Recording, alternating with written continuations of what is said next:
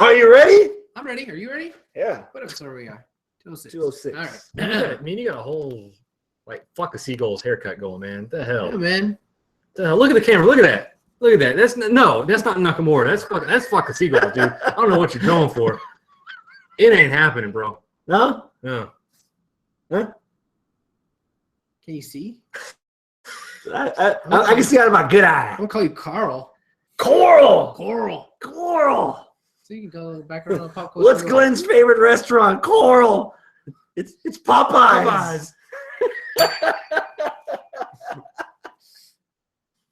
And with that, live from La Cocina Studios is the 206th edition of the HWR show. This is Abel. There's Travis. I'm Chris. Thank you so much for joining in today, guys. I very much appreciate it. I have you guys pulled up on my phone on the YouTube channel. So if you chat away, tell us hi, let us know what we're saying that you like, that you don't like, or whatever. I'll read it on here, and then we'll incorporate you into part of the show. And we have a lot of show to get to. We have Hell in a Cell to review. Yep. We got some news, some TNA news, swings, what's in heavens, and it's just a dumpster fire. That's a nice way of putting it. Yeah. Are we starting with the news? I don't know what else we got. Is that Lucha, NXT, and a little bit of Smackdown. Ooh, so we got a lot of stuff to talk about. Mm-hmm. All right. Well, then, if you want to start with the news, who's got the news today? Is that you, Trav? I went for the cue. Oh, okay. I have a The talent horse in the is brain. coming from my telegram. The news is coming. The news is coming. What if I land, two if I see? Where's the cue, man? Come on. Where the fuck's a carrier pigeon to give you the Right? news? Yeah. Gee, That explains the hair. Touche. There you go. Yeah. Yeah.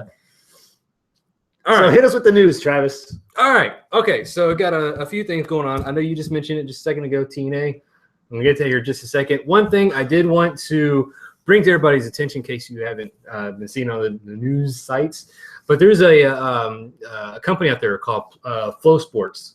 Okay. I heard about this. They are starting a new streaming service, kind of like the network, but it's called Flow Slam. That's the name of the streaming service. Okay. But basically, it's like a hodgepodge of pretty much all the sports. Pretty much, they have baseball, basketball, football, soccer. Think of anything you'd see on any ESPN show. It's like Highlight? Sure. All right. So Like fuck. a little bit. I don't know. You're not down with highlight? Shit, man. Google it. Flow Sports. Thank you. Okay. All right. So basically, it's a streaming service for all these different sports from this company. They just struck a deal with WWN, which has Evolve, and they will be airing Evolve Wrestling on their streaming service. Oh. So is it kind of like a fight TV app? Is that what it is? Maybe. I'm not familiar with. Is it like a paid service, kind of like the network? Yeah. It's like a network thing, and it has different indie promotions on there Okay. that do their shows and or their pay-per-views. All right. So in this one, I think it's like $20 a month, but you get all this, all these other sports and everything. But the WWN thing is what we're talking about right now. Mm-hmm. The interesting thing about this is two things, actually. One, a day or two before this dropped, there was a survey that WWE sent out and asking people, of these different indie feds, which one would you want to pay for? Like, which one would you want to see added to the network? And there was Evolve, WWN, there was PWG was in there, Shikara, Ring of Honor. Ring of Honor was on there. So there was quite a few indie feds that were listed on this thing. I just find it interesting that WWE dropped that survey a few days before the announcement of this streaming service. And then It got announced. No, but because WWN has that relationship with Vince, WWE, and but they said that that's not a conflict of interest or anything, and that WWE was actually one of the investors. yes. What? Wait, what? They're one of the investors for Flow Sports that helped fund this whole thing for them. Like, they're one of several investors that, like, a total of like $21 million went into this thing. Yeah. And we don't know how much. Cash fund. Yeah, we don't know how much WWE funded for it, but they are investors in this. So it's just an interesting. Apparently, they would have. I They need would to fucking find an investor. apparently they're showing. They're going to be showing WWE pay-per-views, not necessarily like network television, but they'd be having some of the WWE pay-per-views specifically on this Flow Sports. Are you talking about the WWN? Okay, they're going to go. I think I saw they're going to go back to 2013 for different events. So, but still, I mean, even then, it's alternative to the network, and it's more wrestling content out there for the even more hardcore that wants Battle of Los Angeles and Survival of the Fittest and whatever Evolve does. Evolve number 61. They have numbered. They're still in the meeting. I don't know, $20. That seems kind of high, especially if you look at WWE. $10 a month, everything you get with them. But it's kind of New Japan, $8.64. American. That's 999 yen. Yeah. So I don't know. This is one of those things. It kind of shows you if it's. I don't know if it's because they have to charge $20. That just kind of shows you how much WWE's could be charging. Could be not only could be charging, but how much they're probably. But it's probably maybe losing out on some of that money, that they're not making. Or maybe it would give more credence to, hey, we'll charge you $15 a month, but you'll get a lot more. Like if they were really interested in TNA's library, or they wanted Ring of Honor's library, or just to have, instead of, if this Flow Sports thing wasn't official, if instead of WWE raising funds for this cash flow for this business, they're going to just use that money to make an agreement with Ring of Honor to get some of their old stock footage and have it on the network for a while, a showcase. Dude, just think about it for a second, man. Like back in the 80s when Vince bought out WWF from his father, and then he went out and bought out all the territories. Think about where we're at right now, dude. Like indies, territories. I mean, you could make the comparison that history repeating. Maybe, man. I mean, we're going to get to TNA in a second, but I mean, they already have a relationship with Ring of Honor, more or less. WWN is obvious, they have a relationship with him. So how much longer before we start seeing ownerships start coming into play, and then we start seeing everybody coming, like especially if everybody's already talking about which indie fed do you want to see on the network? Yeah. It may not be a full out buying the territories, but we're getting close. Yeah. To where it's a one-stop shop for wrestling, just in general. Is that a good thing or a bad thing? I don't know. I guess it really depends how you view the world. But I would say for content, and if you're a fan of wrestling, I think it's a good thing, especially if it's going to be on the network for like an extra $5 or $10 or whatever. If you can find all that just go on the network, and plus for the promoters, if they're not getting bought out, how much that's more eyeballs on their products too. Yeah. I don't know. I mean, as a fan perspective, you're right. I guess as like a worker that's out there, it's not necessarily the best thing, because if there's only one game in town and you don't get along with whatever's there, where else are you going to go? Well, we saw it happen after WCW folded. Yeah. You didn't get along with Vince. Oh, well, too bad, No, well, that's on you. Yeah. All right, so that was that. I just thought that was a very interesting story that came out this past week. Okay, so one last thing. Speaking of independent wrestling, quick shout out to Jax Dane. Yes. Oh yeah. Yes. Slowly but surely, we've had War Machine, we've had Raymond Rowe on Ring of Honor television. A couple months back, we got Pretty Boy Killer, Shane Taylor, and Keith Lee, homegrown talent from here in the area. Keith Lee not so much, but he's been around. We know of him from here. Well, Texas. Yeah. Hell, he's more Texas than the other two, because they were in Cleveland and then came down to Texas. And now Godzilla, Jax Dane. Yes. Yeah, is going to be in the Survival of the Fittest tournament, which is happening the 2 days in November in Dallas on Thursday and San Antonio on Friday. Now, is this a one or two shot thing for him, or is he with Ring of Honor now? That's a good question. Depends how far he gets. Man, I remember seeing him when we went to Lone Star at NWA. It's like, dude, like, why is this guy? How is he here? Jacked. Yeah, he's dude. big. He looks like he's ready for mainstream shit, especially when he was with Rowe. Yeah, the Path of Resistance is their tag name. God, man.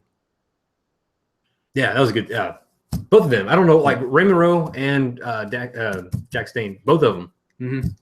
They're ready. Yeah. And not just because I'm the guy that always goes out on the road. But the fact that Jax Dane is going to be at San Antonio on Friday might have raised my anticipation level a bit high enough for me to actually buy a ticket or two.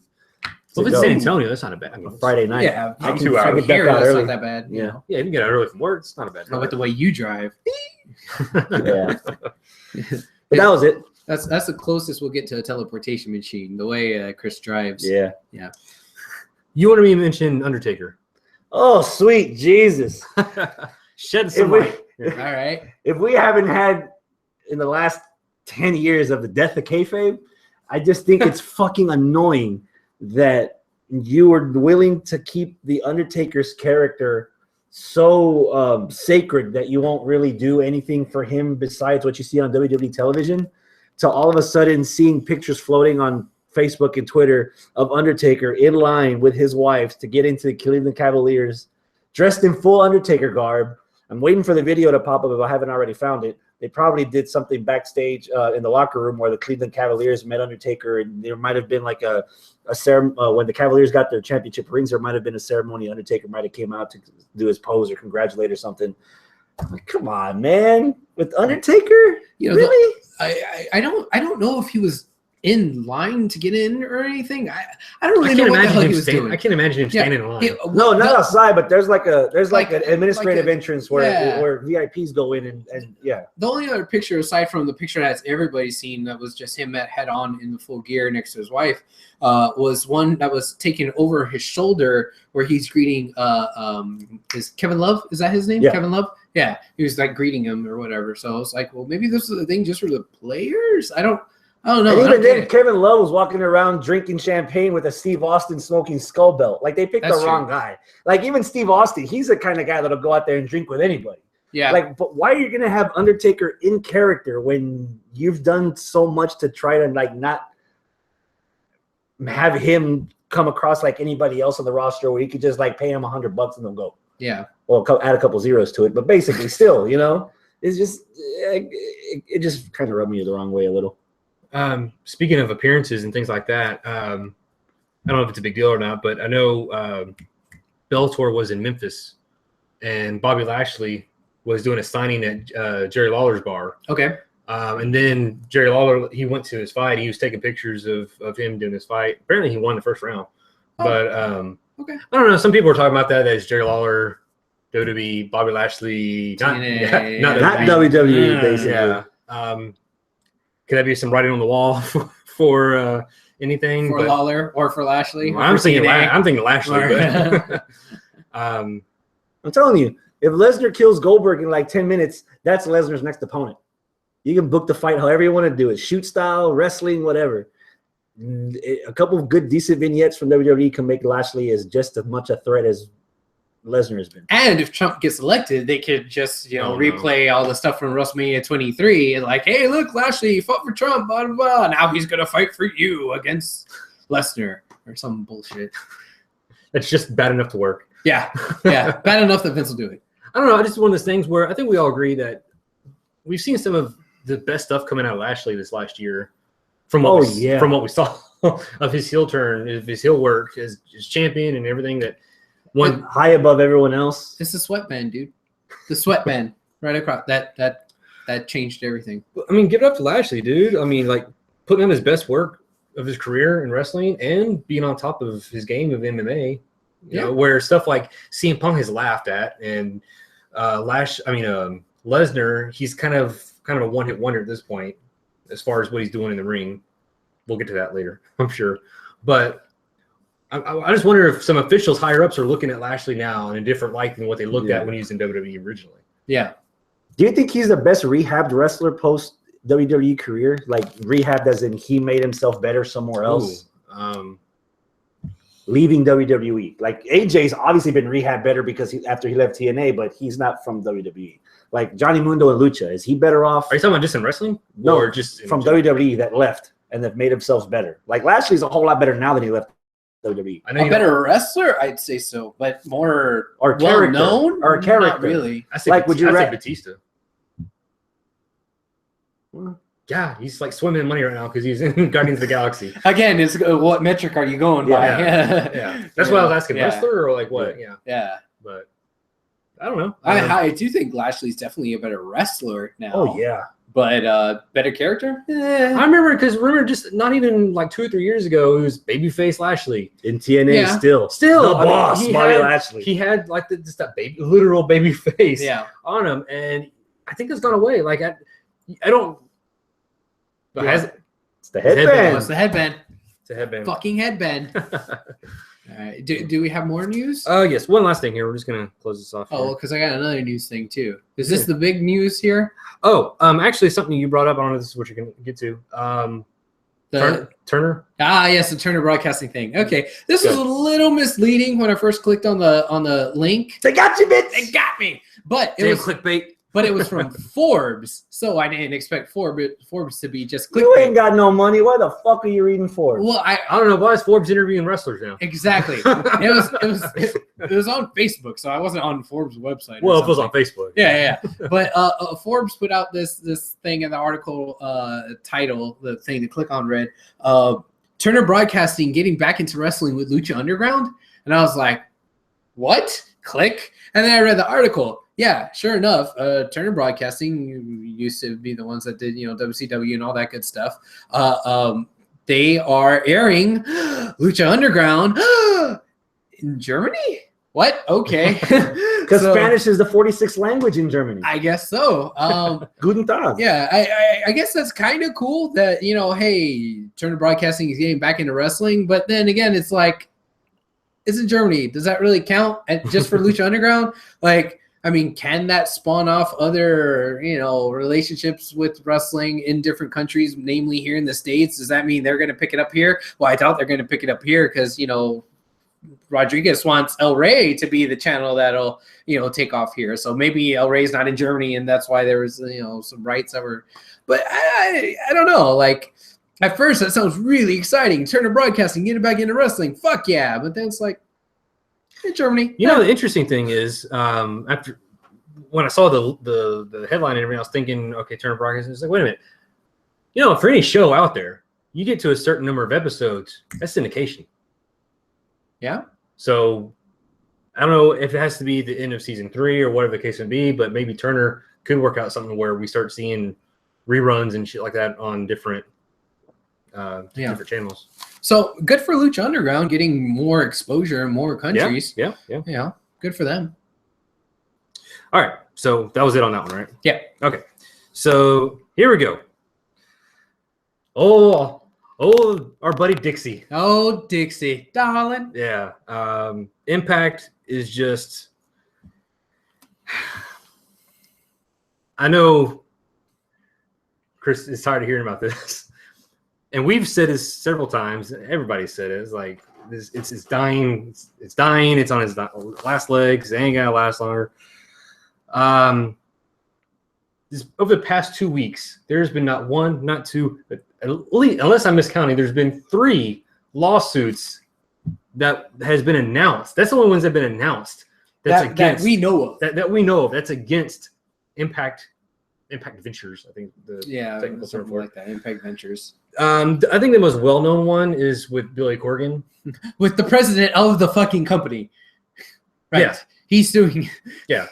he's apparently because he put in so much of his own money, he invested so much that he was, I think, promised or something like that, certain ownership of the company itself.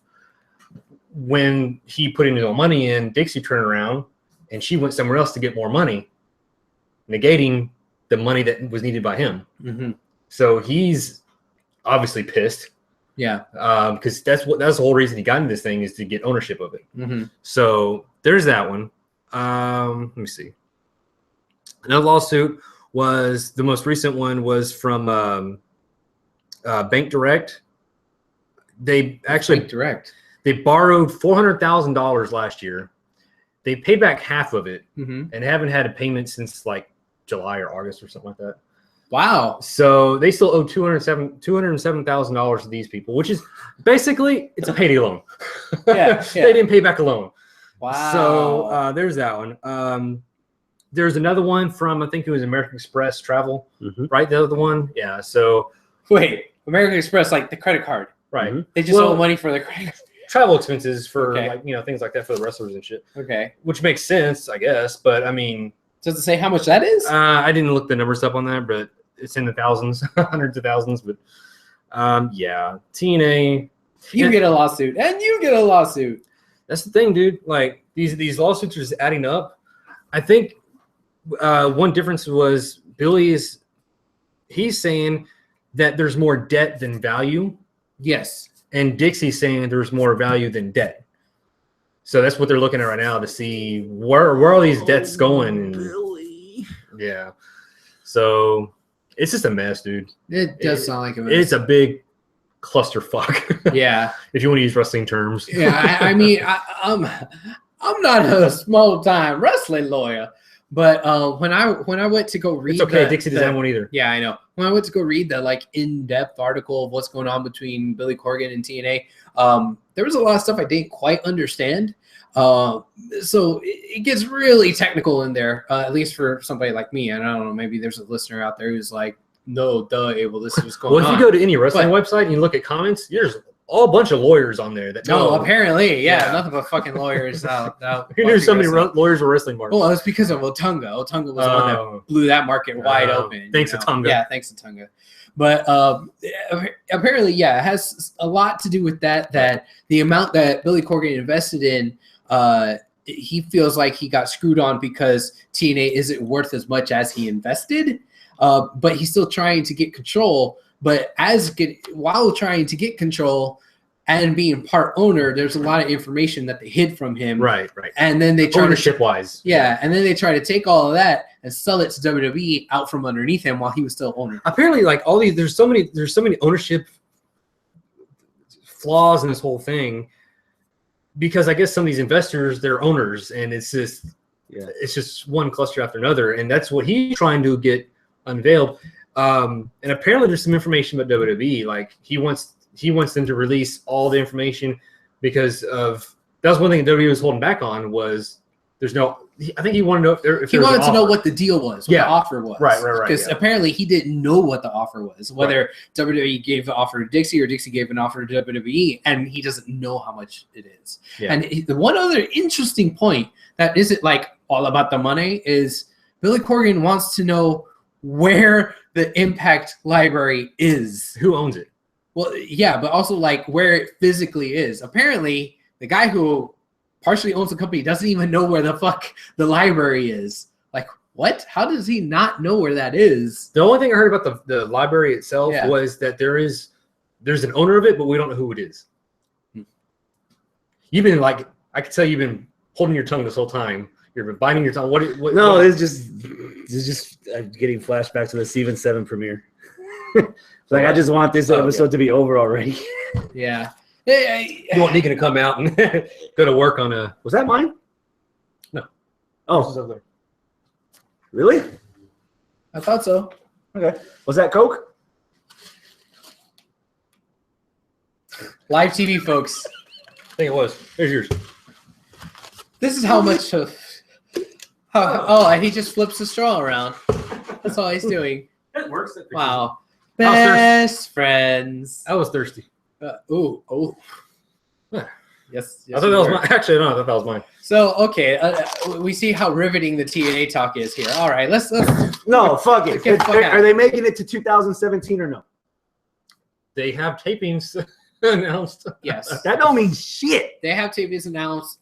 You know, since 2014, we've been saying this is the year. 3 months. Most people have said since 2012. They've had more than 9 lives. So I'm not willing or ready to say, oh, this is the obvious sign that TNA is going under, because for all we know, Billy Corgan can fucking win all the fucking lawsuits, gain control of TNA, and bam, TNA is brand new, reborn, and it's fucking badass. So I am not going to sit here. It could. It could. No, I'm not going to sit here and say this is the death of TNA. Finally, this is a nail in the coffin. I'm not going to fucking say that until somebody actually comes out and says officially, "Hey, we're closing doors." I'm not playing that game anymore. You ever seen like a poorly built dam holding back water? And you like in the cartoons when it leaks and you put your finger in there. Yeah. And you hold that and another one pokes in. And you start putting. Yeah. I'm seeing the analogy of that for TNA. Okay. Like it's fucked. It's about to break. It's about to crumble. Yeah. Who's more stubborn, Dixie Carter or Paul Heyman? Dixie at this point, maybe. Dixie. Spoiled rich kid. She's a trust fund baby. You know, this is her parents' money. She's just all ego for her. What is she? I mean, she's never been anything in wrestling before. If Paul Heyman was stubborn, it was because he had a point to. Chip on the shoulder. Well, that too, but he knew he was in the right.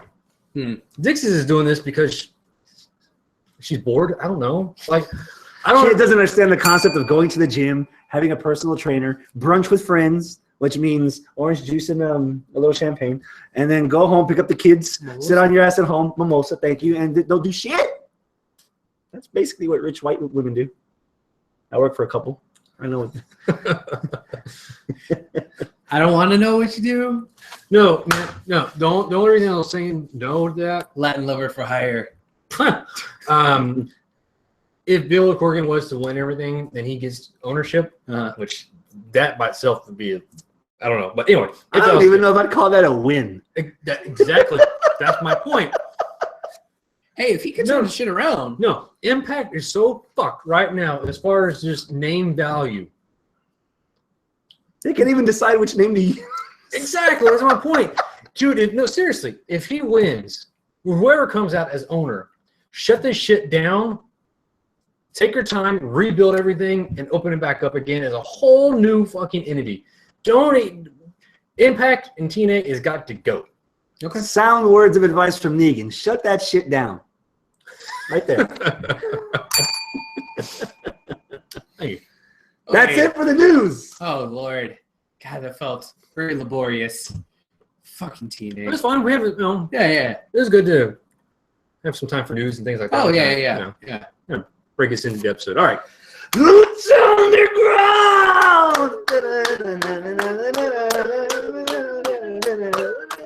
Hey. We're all off key there. Yeah, I know.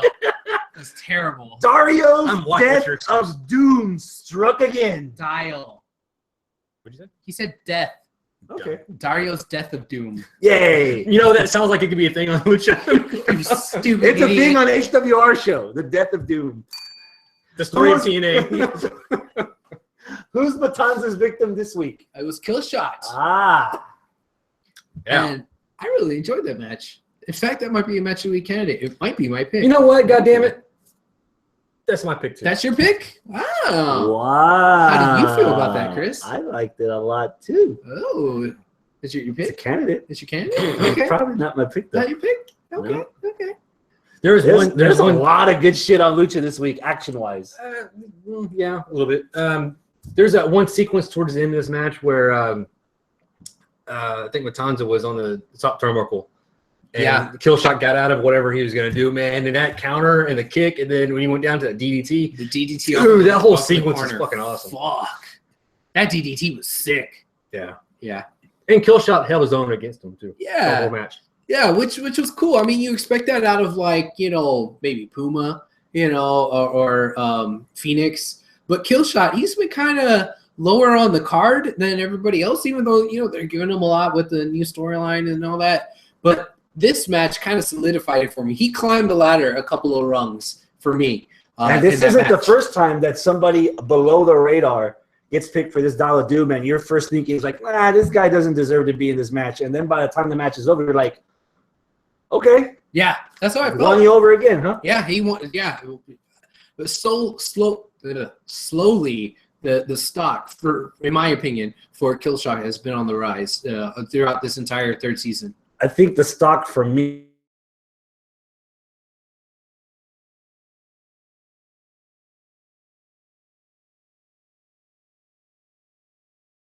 that apparently he left somebody for dead in one of the last wars that he was in. And sure enough, his brother in arms showed up in the ring, Killshot, looking like he saw a ghost. And the ghost Literally, he was like, Are you alive? And then the ghost beat the shit out of him.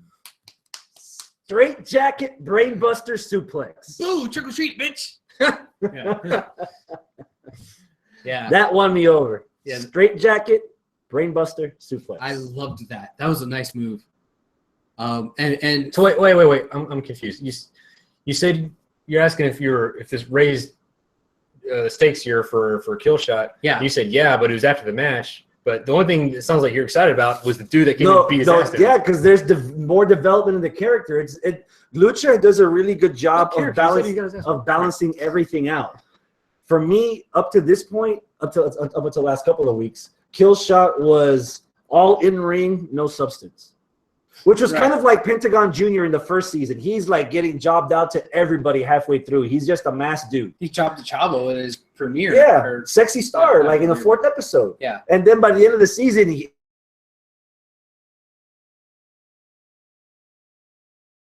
from just being a guy that can do a lot of spotty spots to a guy that has a reason for me to be emotionally invested in his character. Yeah.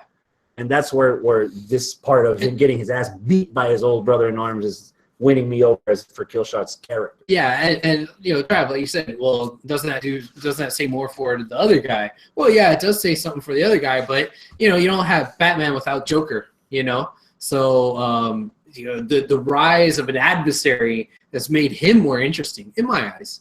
No, I like the storyline. But be honest. When the guy came out, I think he was just, for Lucha standards, a little on the plain side. He didn't have a mask. He just had the fatigues on, and that's it. Just a tank top and pants. That was I don't know. I mean, Killshot's wearing a fucking mask for God's sake. Yeah. I kind of liked that. I kind of liked that he didn't have a mask. But man, I'm interested enough in where the story itself is going to go that I'm okay. You're reserving judgment. Well, I'm okay for there to be question marks as to the character of this adversary is. You know, like it circled me in enough. You know, so yeah. All right, fair enough. So we had the trios tag champions come out for a match. We're wondering against who.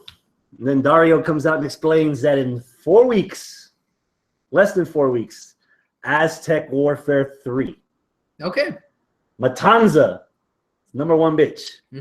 And we're about to have a match to see who's number 20 out of Drago, Phoenix, and Aerostar. The trios champions. The winner is number 20. Of course, Dario's unique opportunity. The losers are out. That's another match of the week candidate for me. Yeah, I agree. Action-wise, I agree. These three put on a fucking clinic. And it's funny how we already know enough of the characters and they're together as a team, as champions. Just a 30-second promo from Dario gave me more investment into the match than I normally would have if it was just Dario doing it for fucking around the guys. I was like, from the beginning, I was like leaning in and watching. I was like, oh crap. And by then I was like, all right, Drago, finally. Oh, fuck, Phoenix. Iron Man. Aww. Dude, Phoenix, his nose went everywhere. Yeah. What'd you think of the match? It was good. I liked it. It's a candidate for match of the week for sure. But I think going back to the reason why I picked the other one match is because, kind of like what Abel said, it kind of highlighted Killshot. You know, you don't really see that. Whereas on this triple threat match, we've seen this match before, more or less. Wasn't that their debut? Those three debuted on like the 2nd or 3rd episode of season 1? It was those three, right? Season 1 or season 2 where it was Drago and Aerostar. Drago, Aerostar, and Phoenix. They had no, it was Drago, Aerostar, and Pentagon. No. Hold up. No, Drago and Aerostar had a best of 7 series, right? Yes. Was it them too? Yes. Yeah. So I don't recall Matt Stryker pointing that out, like going back to that. But all they're going back was that they're the partners. So it was a good match though. Okay. Yeah. Well, man, I don't know. I would say between the two matches, I enjoyed the Killshot one more. Not saying that I don't like the matches or the other match, the trio match, but yeah, I don't know. I'm gonna just go with the Killshot one for me. What probably will end up being my match of the week. The rematch, year in the making. Mil Muertes, Prince Puma, Dos. It's been long since they had a fight. Yep. Yeah. Mil Muertes beat Prince Puma at the end of Ultima Lucha.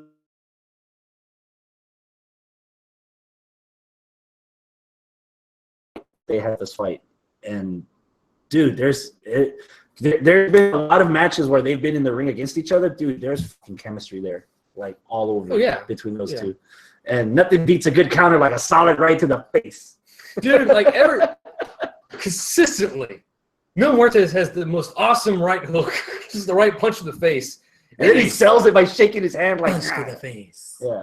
Not all the time. He doesn't have to do that all the time. It's just punches the dude in the face. Yeah. Drops motherfucker.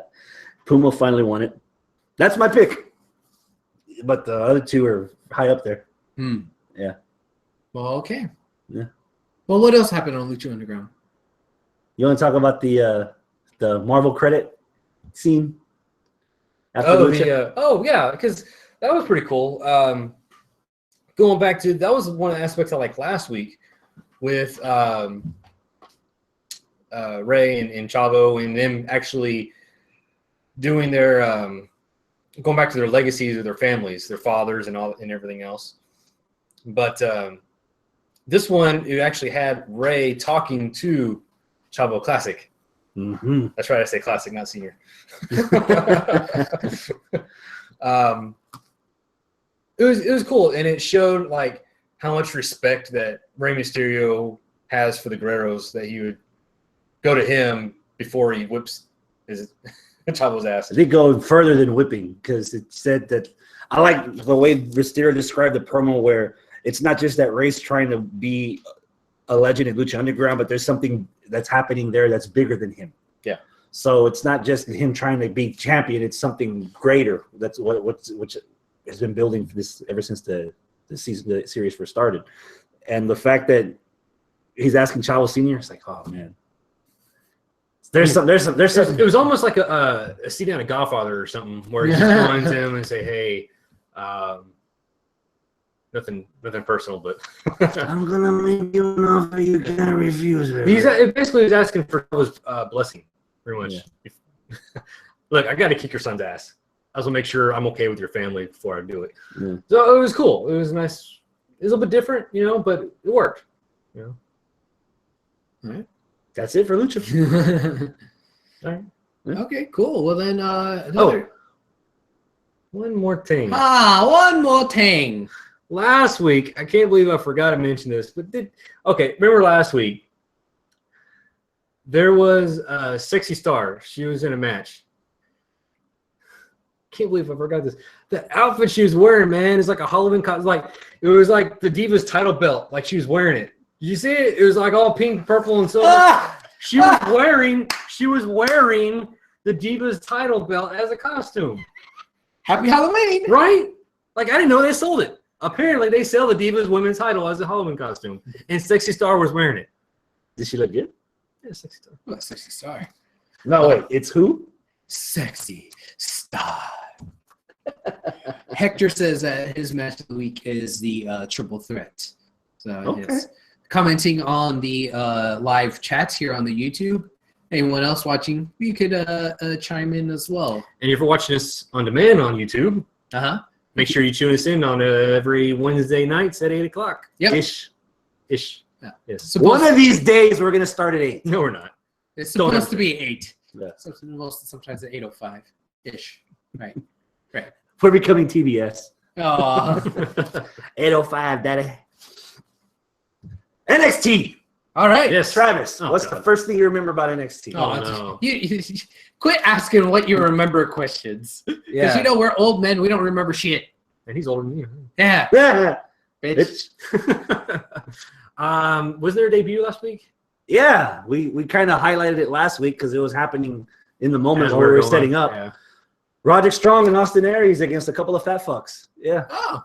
And see, I kind of like the fat fucks better than I like Strong and Aries. Well, you don't like Strong. Yeah, Strong's kind of boring to me now. That settles that. Yeah. Apparently, Strong made a good impression with the officials, so I guess it's a good thing if you're a Roderick Strong fan. Yeah, I guess so. The several of you that are out there. But what you think? I mean, seriously like I call it Team ROH, but Strong and Aries. What y'all think of that as a team? You think they work together? Maybe. I don't know. I mean, Aries is such a strong heel, and Strong is just. Let's face it. You wanted Aries' partner to be Bobby Roode.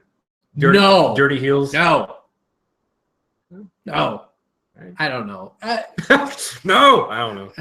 I'm going to reserve judgment until this next match because I think, like I said last week, I think Aries and Strong are going to look a lot better against the Mighty 61 than they did with these guys. Which really, so I will reserve my judgment. You didn't like these two big boys. It was a mismatch. Like the heels are like half the size of the team or the face team, and it's hard to. I'm calling them the new natural disasters. Okay, well, I like the new natural disasters. Whatever we're going to call these two. When he was it Aries that he did that too? One of them held Aries up in like a body slam position, just held him, and the other one just like ran into him and they squashed him. Yeah. Oh god, I fucking love that. That was hilarious.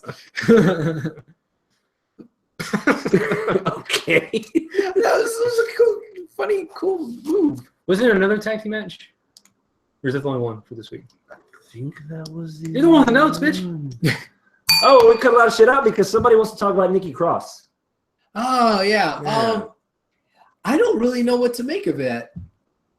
I want to be excited for it because Sanity. Let's see who this Nikki Cross chick is. Let's see what's going on. And then she kind of had her match, and it was all right. I mean, I didn't see anything too spectacular. I didn't see anything too boring. I just don't know what I feel yet. And is that a bad thing? There's a reason for that. Why? What the fuck is Sanity? And the only time, and I said this last week, the only time we've seen Nikki Cross was in her one singles match where she was just some Scottish chick in the ring. Now all of a sudden, in this match, especially this match, she's like a rabid, just beating the shit out of everybody, almost foaming at the mouth. It's like, what caused her to go from the standard women wrestler to foaming at the mouth, rabid dog, animal, bitch?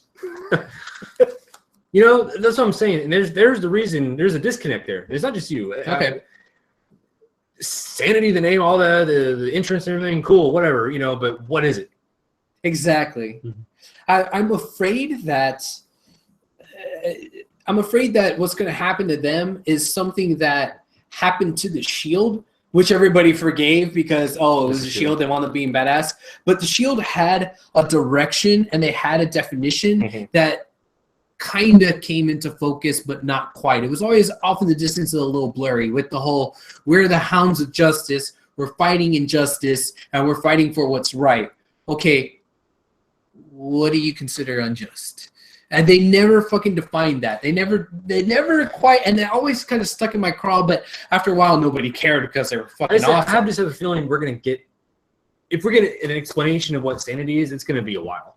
Unless it's already happened on this week. I just didn't watch it yet because we're getting ready for this show. But one thing, you're a music guy, so I want to see if you noticed. This is something I caught on their music. It sounds to me that it's a Jim Johnson-esque version of a song. Primus, My Name is Mud. Yes! Yes! I thought I was going crazy when I heard that. No. You're right. I know that. The basic. Yeah.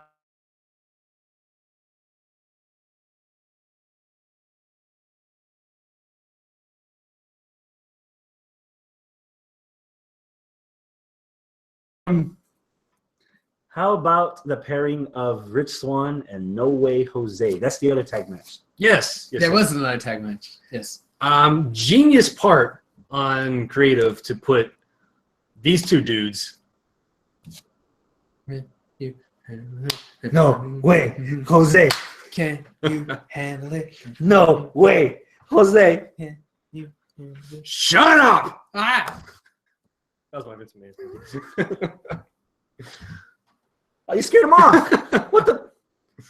What are you doing? He's fingering all the holes in my laptop. Don't try to be subdue about it. You're making a scene about it now. Yeah. All right. So, it worked for what it was. You two dancing dudes, put them in a team together with the two most over entrances, I think. Yeah. Why not? But it worked. I mean, the crowd, like we all were doing, the crowd was going back and forth. So that aspect worked. Who did they fight? Exactly. I don't know. Exactly. That was the whole idea. Nissan Gulak. Yeah. Was it? Yeah. Yeah. And they beat him. They beat him as they should be because, I mean, what are they going to do, right? Yeah. So, I mean, it's fine. Like, I personally don't care that much about them. About Nissan Gulak? No, well, all four of them. Oh, okay. But, like, I know everybody's kind of over for, Rich Swann and The dancing guy. Yeah. But, I mean, it's fine. I'm not against It hasn't it. moved your needle up any? No. No, Abel, on the other hand. Abel. Ooh. First impression of the team of Rich Swann and No Way Jose. I liked it. I think that they need a little bit of work to meld together to, really solidify themselves as a team. Find their rhythm. You son of a bitch. But I think it could work. I just don't know if it needs to. I think No Way Jose can be a really good character on his own, and so can Rich Swann. I don't think they need to be together. What's this for? But for now, just for the tournament, if that's all it is, great. If it's going to be That's for what I take it more, as. yeah. I don't see this happening past the tournament. Okay. Unless it gets over, like Rover after this tournament. Then maybe. How over? Over. Like Rover. But, Like Rover and Grover. yeah. Over by Dover. One more thing about NXT. Over bend over? What? Bend over. What? This has been a couple of weeks now. Patrick Clark. What do you think of his repackaging of his character? I don't care. No? I don't care. Hector on the chat said something about it that he made his debut, and I was like, "Who's Patrick?" And it's like, "Hey, the guy that came out with the." Oh, I'm like, "Okay," but yeah, apparently the guy that won Tough Enough hasn't debuted, but the guy who got voted off did. I didn't even know he was from fucking Tough Enough. So I'm like, "Oh, okay." Well, that happens all the time. When they do Tough Enough and these, I'm drawing a blank on the other one, but The two winner people, I think the girl got let go. yeah, Whatever. Sarah, or Yeah. something, yeah. Who cares? But that's how it always happens when they do the diva searches and all this other stuff. Yeah, the losers always go on. So, Yeah. Yeah. Wasn't Miz? He was like a runner-up or something, right? Miz was the runner-up. He lost to So was, the Mundo. UFC guy. Yeah, Mundo, I don't- No, he won. He won. the announcer guy that is now the TNA announcer. Josh Matthews. Yeah, he was He was in the runner-up, first season. wasn't he? Yeah. Yeah. That's it for NXT. Is it? Yeah. Bada boom. The Patrick Clark thing with Nakamura, and Nakamura just took him out, obviously. Does that build up your excitement, anything, for the match? Nakamura and Samoa Joe, that further anything for you? No, it was just a jobber match, pretty much. Like, I didn't care. It was a good match. Yeah. There was no ref or nothing. Nakamura just went in there. Killed guy. Yeah. It may as well have been another one of the security guards from the week before. Fuck it, do it to Brendan again. I don't care. Yeah. Well, I'm sure he's not gonna complain. yeah. Yeah. Quick little touch on SmackDown, real quick. Orton, what the fuck is going on with Orton? I don't know. I had a theory. What was your theory? Because let's lay this out. We open the show with Bray Wyatt against Kane. The lights go out. Luke Harper comes out, and it's 2-on-1 against Kane. The match continues. Orton comes out. Kane's about to choke slam Bray. Orton's winding up for the RKO, and then Orton hits Kane. Right. Just off that alone, where did you think they were going with this? Where I thought it was going was Orton is so much of a heel that, well, not even a heel. Dick? Is it right? Okay, yeah. That he wanted to send a message to Bray, not necessarily give him the RKO. It's like, I don't even care about this guy, and he's helping me. Imagine what I'm going to fucking do to you. Like, that kind of thing. Like, I'm going to take out Kane, because I can take out Kane. 7-foot monster. It's taken two of you guys to beat him up, and I took him out just like that out of nowhere. So, you know what? Fuck you. Go ahead and pin him, but remember who gave me the win. It was me. And, like, fucking psychological shit. Right. That's what I thought they were going with that. So, Then Then there's a backstage interview that Abel missed. Mm-hmm. Explain. Well, basically, the interview chick in the back, she found him and she asked him what's going on, and he looks at the camera for about 15 minutes, and then he says, "If you can't beat him, join him, bitch." He may not have said the last part, but then this is what I figured you would have said. You just Yeah. saying what we were all thinking. Right. Yeah. Right. So if you can't beat him, join him. That's his only thing he said. Right. And I was like, what? Does that continue, or does that make Orton interesting? He's been back for 3 months. He gets killed by Orton. He gets killed by Lesnar. The match with Bray never happens because of his injury, and then Bray beats him at this last pay-per-view. Does this little swerve make Orton interesting? I don't think it's a swerve. Maybe? I don't think it's a swerve. Or his play, whatever his play Whatever is. his plan is, yeah. I'm not interested. I don't know if that means it's not going to be interesting. I'm not interested right now. Right now, what I think is that's stupid. You know, Orton doesn't look the part at all. Orton doesn't look like he should be with the Wyatts. Orton, yeah, sure, he hears voices in his head. Okay, but that's slightly little different of the type of crazy Bray and his family's been. So I don't know. It kind of feels like they're just trying to force a name, being Orton, into Bray so that they could finally build up Bray, which we fucked up for the last 2-3 years. Like, oh, let's try to fix it by throwing Orton into it. I think you're already jumping 2 or 3 steps ahead of time. Okay. Because the way he was announced in his backstage thing, it should have he's not going to be part of Bray. Scratch that off the list. Why would he do that when he's not even with Bray? Why would he do that? You mean physically? Like he wasn't Right. standing next to Bray, you can't meet him, join him? Right. It didn't make no sense. The whole thing didn't make sense. If he was going to do that, then why didn't this when he did the RKO on Kane? There should have been something else with that, Like the pose. something to, something to solidify that he's with him. But it's not. I think it's more or less. I think you're right. The first case actually, I hope so. and that backstage thing was just him still trying to be. Playing the mind games. Would you rather see Orton and Bray team up in the Survivor Series match between Raw and SmackDown, or do you want them to have their rematch just so you can end the feud and move on? Because we've had the speculation last week that Orton's going to be in the team and Bray is going to fuck it up for Orton because Bray doesn't give a shit about this brand respect.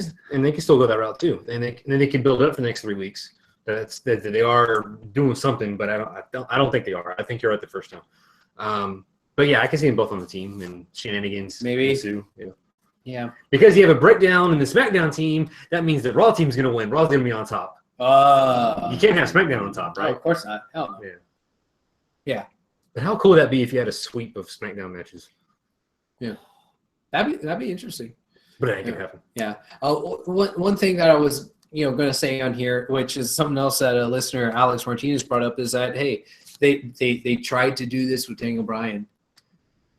Throw Daniel Bryan in with the Wyatts and this and that. I mean, if that's the route that they're going, where they're adding again, I don't think they're going that route. I don't think they're doing that either. But if they are, they're doing the stupid thing, which is trying to add him in there, they did it with Bryan.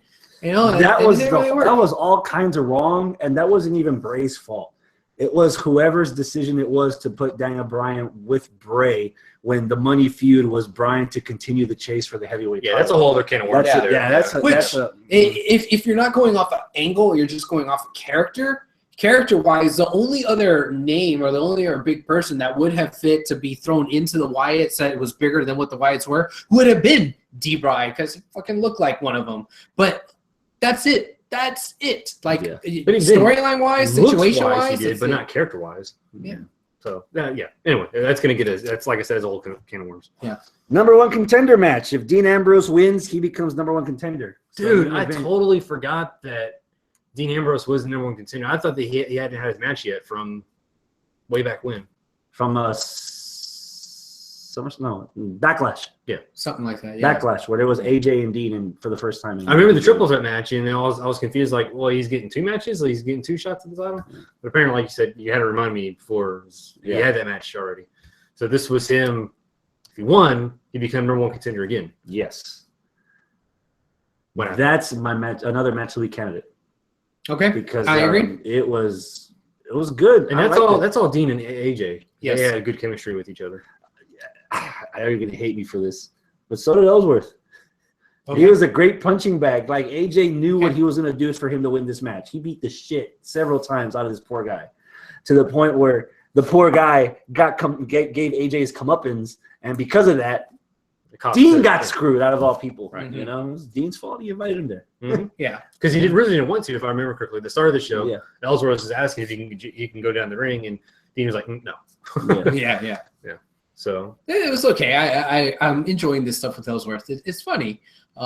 So where they continue with it, I don't know. They had Ellsworth on Talking Smack, and Ellsworth was just like crying and boo-hooing. It's like, I'm sorry if you never invite me to SmackDown again. I understand, Mr. Bryan, and blah, blah, blah, blah, blah. Shit, he's a merch seller, bro. That's true. He's like in the top 5 right now in merch. Yeah. With that one ugly ass shirt with no chin. So Yeah. there's rumors about adding him in the Rumble. Oh God. yeah, being a paid customer member of Royal Rumble, would you? If it makes sense in the story, I'll give it a chance. But if he's in there because he's selling a couple shirts, Yeah. There's no, come on.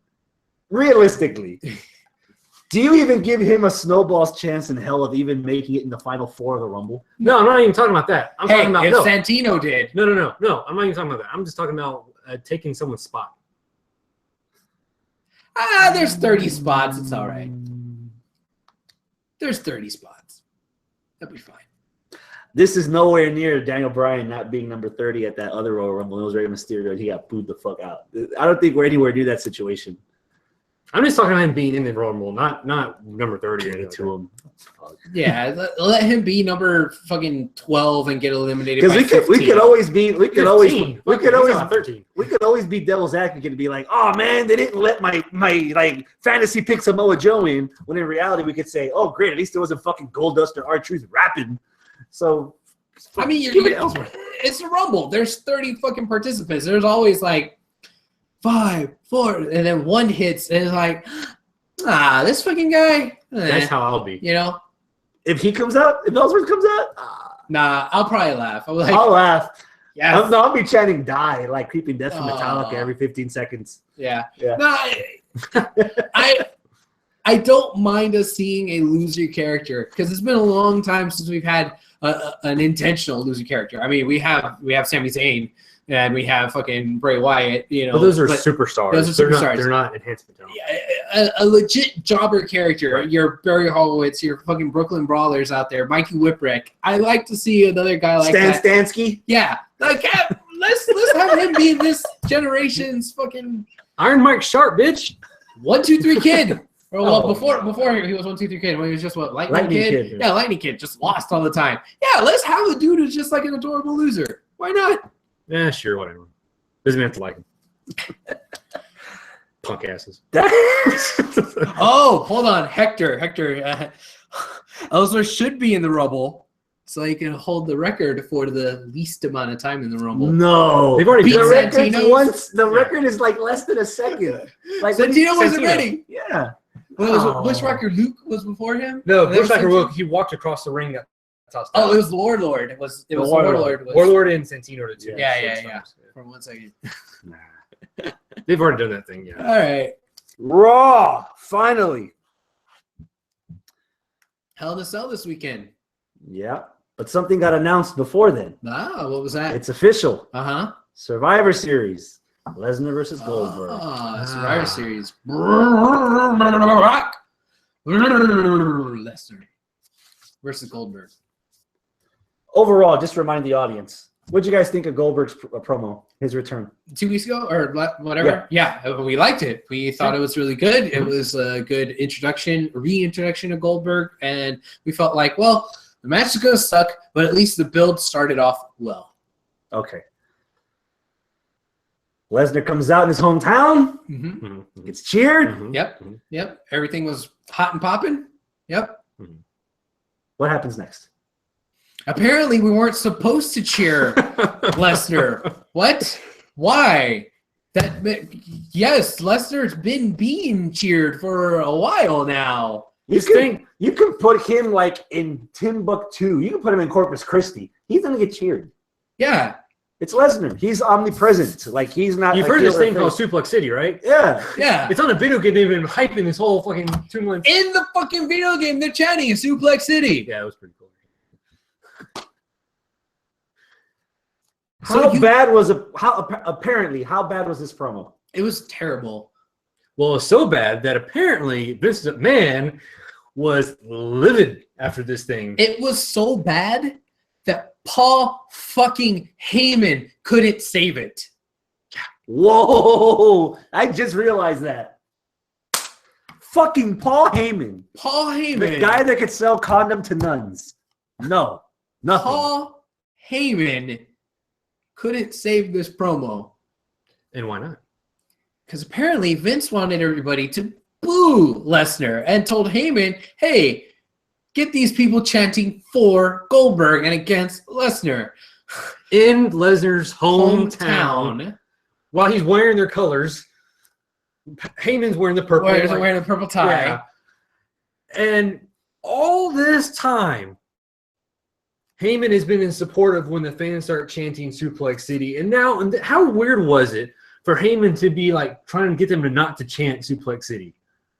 It was just weird. He was trying to get them to chant Goldberg while they were chanting Suplex City. It's like, okay, we're going to cheer Goldberg, but we're going to add sucks at the end of it. It was so forced and awkward that like they couldn't finish it. It ended abruptly. Because Vince got pissed. He quit the music, and that was when they had to go off. Did Paul Heyman have an earpiece? I don't know. Because it felt weird, like they're stalling, and he was being fed some shit. Yeah. Probably. I don't see him wearing. I think he was stalling to try to get a break in the chance so he could get his 2 cents in and be like, "Hey, fucking idiots, do what I'm telling you." Yeah. You know, and it didn't work.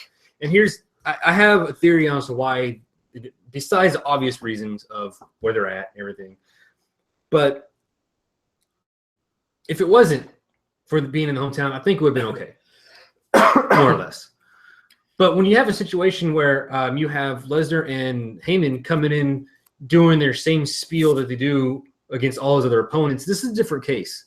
WWE's trying to make it heel versus face. Right. Whereas before they didn't care with Lesnar. You really couldn't. Yeah, you didn't. This is an exception where you forget heel and face. Crumple it up, throw it away. You just need to have 2 dudes that want to settle a score.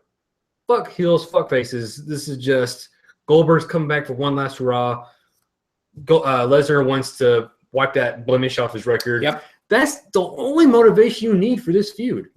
Yeah. I'll tell you when it began to be weird. Was when Heyman called out the one fan that was chanting Goldberg, and all of a sudden, like, everybody in the Target Center was focusing at that guy like, I'm going to kill you, motherfucker. I'm going to kill you. Please believe me. And I was like, where the fuck is this coming from? Like, be a star? Like, really? Like, Heyman singling out the one guy where if it was another person's shoes, that one guy would be singling out Heyman because he's bald and fat, no matter how long his hair is. The only place where that would have worked would have been Atlanta. If they came out in Atlanta, Georgia, if they came out in Atlanta, Georgia, everybody would have started chanting Suplex City, chanting for Brock because, well, that's how they've been treating Brock for the last fucking year and a half. And then the one guy chanting Goldberg, Heyman calling him out, then trying to be like, hey, fuck Goldberg. And then everybody like, whoa, hold on a minute. We like Goldberg. This is then maybe. I'm not saying with 100% certainty it would have worked. Maybe it would have worked. Here's another issue. This day and age, that right there, the mentality of what the fans are going to chant, you can't do that anymore because fans go into business for themselves nowadays. That's true too. You can't really predict what the fans are going to do. And you know what? It's one thing that Vince hasn't figured out yet. That's true. Or maybe he has, and I'm just an idiot. This also plays into a thing that happened months ago, where the rumor was that WWE is not going to want to have heels or faces anymore. That they're just going to have superstars and people cheer for who they want and boo for who they want, and they'll have more tweeners, and there's no such thing as heel or faces. Remember that rumor that came and went, and people were like, I don't know if that's true or not. Hell, how exciting was it earlier when we were refreshing ourselves with Smackdown, and we actually had AJ Styles, AJ sucks chants. Mm-hmm. Yeah. You know, and they just let it go. They just let it go. And if they're going to do that, let people do that. But it seems like they've been wishy-washy on their own policy there. Mm-hmm. You know, if that would have been what was the case here, then it probably would have worked out a little bit better because then you could just focus on the story. Let the people's judgment of the story determine who they're going to cheer or boo. What if, devil's advocate, Goldberg's return was in Minneapolis? What? Oh, I'm sorry, what? What if Goldberg's return was in Minneapolis to answer Lesnar's challenge? Then he would have got booed out of the building, probably. Yeah. It was a mistake on their part, especially this was the go-home show for Hell in a Cell. Why the fuck are you promoting something that's not even has anything to do with this Sunday? Good point.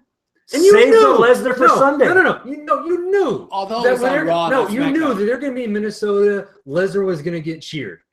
And if that's what Vince did not want, then he should have scrapped the whole fucking promo. That's true. That didn't Fuck even everything else. And on top of that, that's the hometown boy that you spent a lot of money to drag out of UFC. You're going to have him cut a promo, and you're still going to have a main event match after that? If Goldberg ended the show the week before, why is Lesnar not ending the show this week, regardless of how the crowd's going to react? Well, in this particular case, again, because my point, this is the go-home show. They had to end it with something for the pay-per-view, Sunday. Yeah. I don't know. They probably could have saved it for the next location. Especially if you have 3 weeks. Yeah. Or how many weeks? 4 weeks. 4 weeks until Survivor Series. Yeah. You have time to, break Flesh it it up. out. Yeah, Yeah. break it up. You don't have to. Whatever. It was just bad, and it did the total opposite effect of what last week's promo with Goldberg did. Is Raw scheduled to be in Atlanta anytime soon? I have no idea. No, but I tell you what, Survivor Series is in Canada. Toronto. Yep. Right. Didn't Lesnar move out there? Here's the thing. Yes, he's in there, but I don't think that's a big thing. They're in Canada. Bret Hart's big in Canada. What did Goldberg do to Bret Hart? Oh, he ended his career. Ended his fucking career, yeah. No, Canadians don't like Goldberg. There you go. It's all connected. So, Yeah. So You sure about that? maybe? that he ended his career, yeah. No, Canadians don't like Goldberg? I don't know, maybe. Maybe. We're gonna find out. Yeah, we're gonna find out. We're going to learn today. But before Survivor Series, Wait. One last thing before Raw, because this does not have anything to do with the pay-per-view. Curtis Axel. oh man, if you want to do a 1-2 fuck you to the home crowd of Minneapolis, Minnesota, Minnesota. it's fucking Curtis Axel. Skull Axel Skull. Whatever that means, because I think it mean fight. Does that mean fight? It's like Icelandic? Something like that. Yeah. It's Viking terminology. It's a for Minnesota something. thing. Yeah. let me know if this is familiar. If I were from Minnesota and I was in the arena, I would have loved Curtis Axel's promo. But I wasn't in the arena, and I'm not from Minneapolis. So fucking. There you go. I don't know who said that, but he sounds like a genius. No, here's the I thing. bet he's white too. Obviously. Go ahead. Here's the thing. When I saw him doing that promo, which is a really good promo for his work, for Curtis Axel, that was an awesome promo. Yeah. But I cannot get invested in it because I've seen more than one instance where he has cut awesome, like serious in-your-face promos about whipping some ass and everything. To be followed up by bupkis. Exactly. Going back to a comedic. The square root of Jack. Nada. Thank you. So I just couldn't get into this promo. Were y'all the same way? Or did you, especially being the hometown, I knew he was going to lose his match. I was foolishly optimistic. He was in the hometown. Maybe they're finally going to give him a little thing. If this is where it's finally going to turn around for him, hey, he actually mentioned Mr. Perfect. Okay, cool. Yeah, let's see if they'll like Grandpa too. That too. And he's fighting Bo. Bo was just his partner the other week. Bo kind of like gave him the fuck you, and like maybe this is when they're finally going to give him a little something in earnest. So I was cautiously optimistic. I was like, if he wins this match after he fired up the crowd, yeah, maybe. But no, he lost the match. The same rule applies. You fight in your hometown, you fucking lose. That could have been at least a decent kickoff pre-show for Roadblock in fucking Pittsburgh. If this is Bo's first legitimate feud, lower mid card against somebody like Curtis Axel, again visually, if some casual viewers watching the Curtis Axel's promo has the crowd all fired up like nobody's business and actually beats Bo Dallas, then a casual viewer might think, you know what?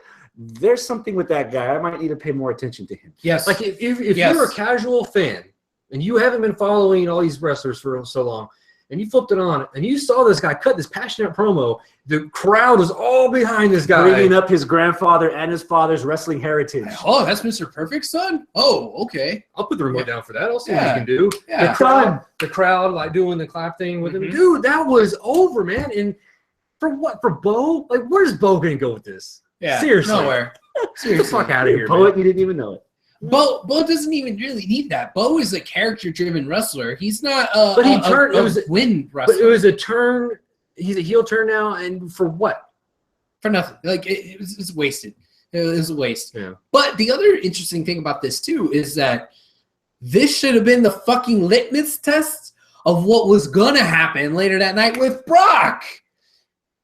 If that fucking crowd was so bonkers for Curtis Axel, how the fuck more bonkers are they going to be for Brock fucking Lesnar? No fucking duh, Vince. Yeah. If they're losing their shit for Axel, if they're losing their shit for Curtis It's Axel, like he's losing his voice right now.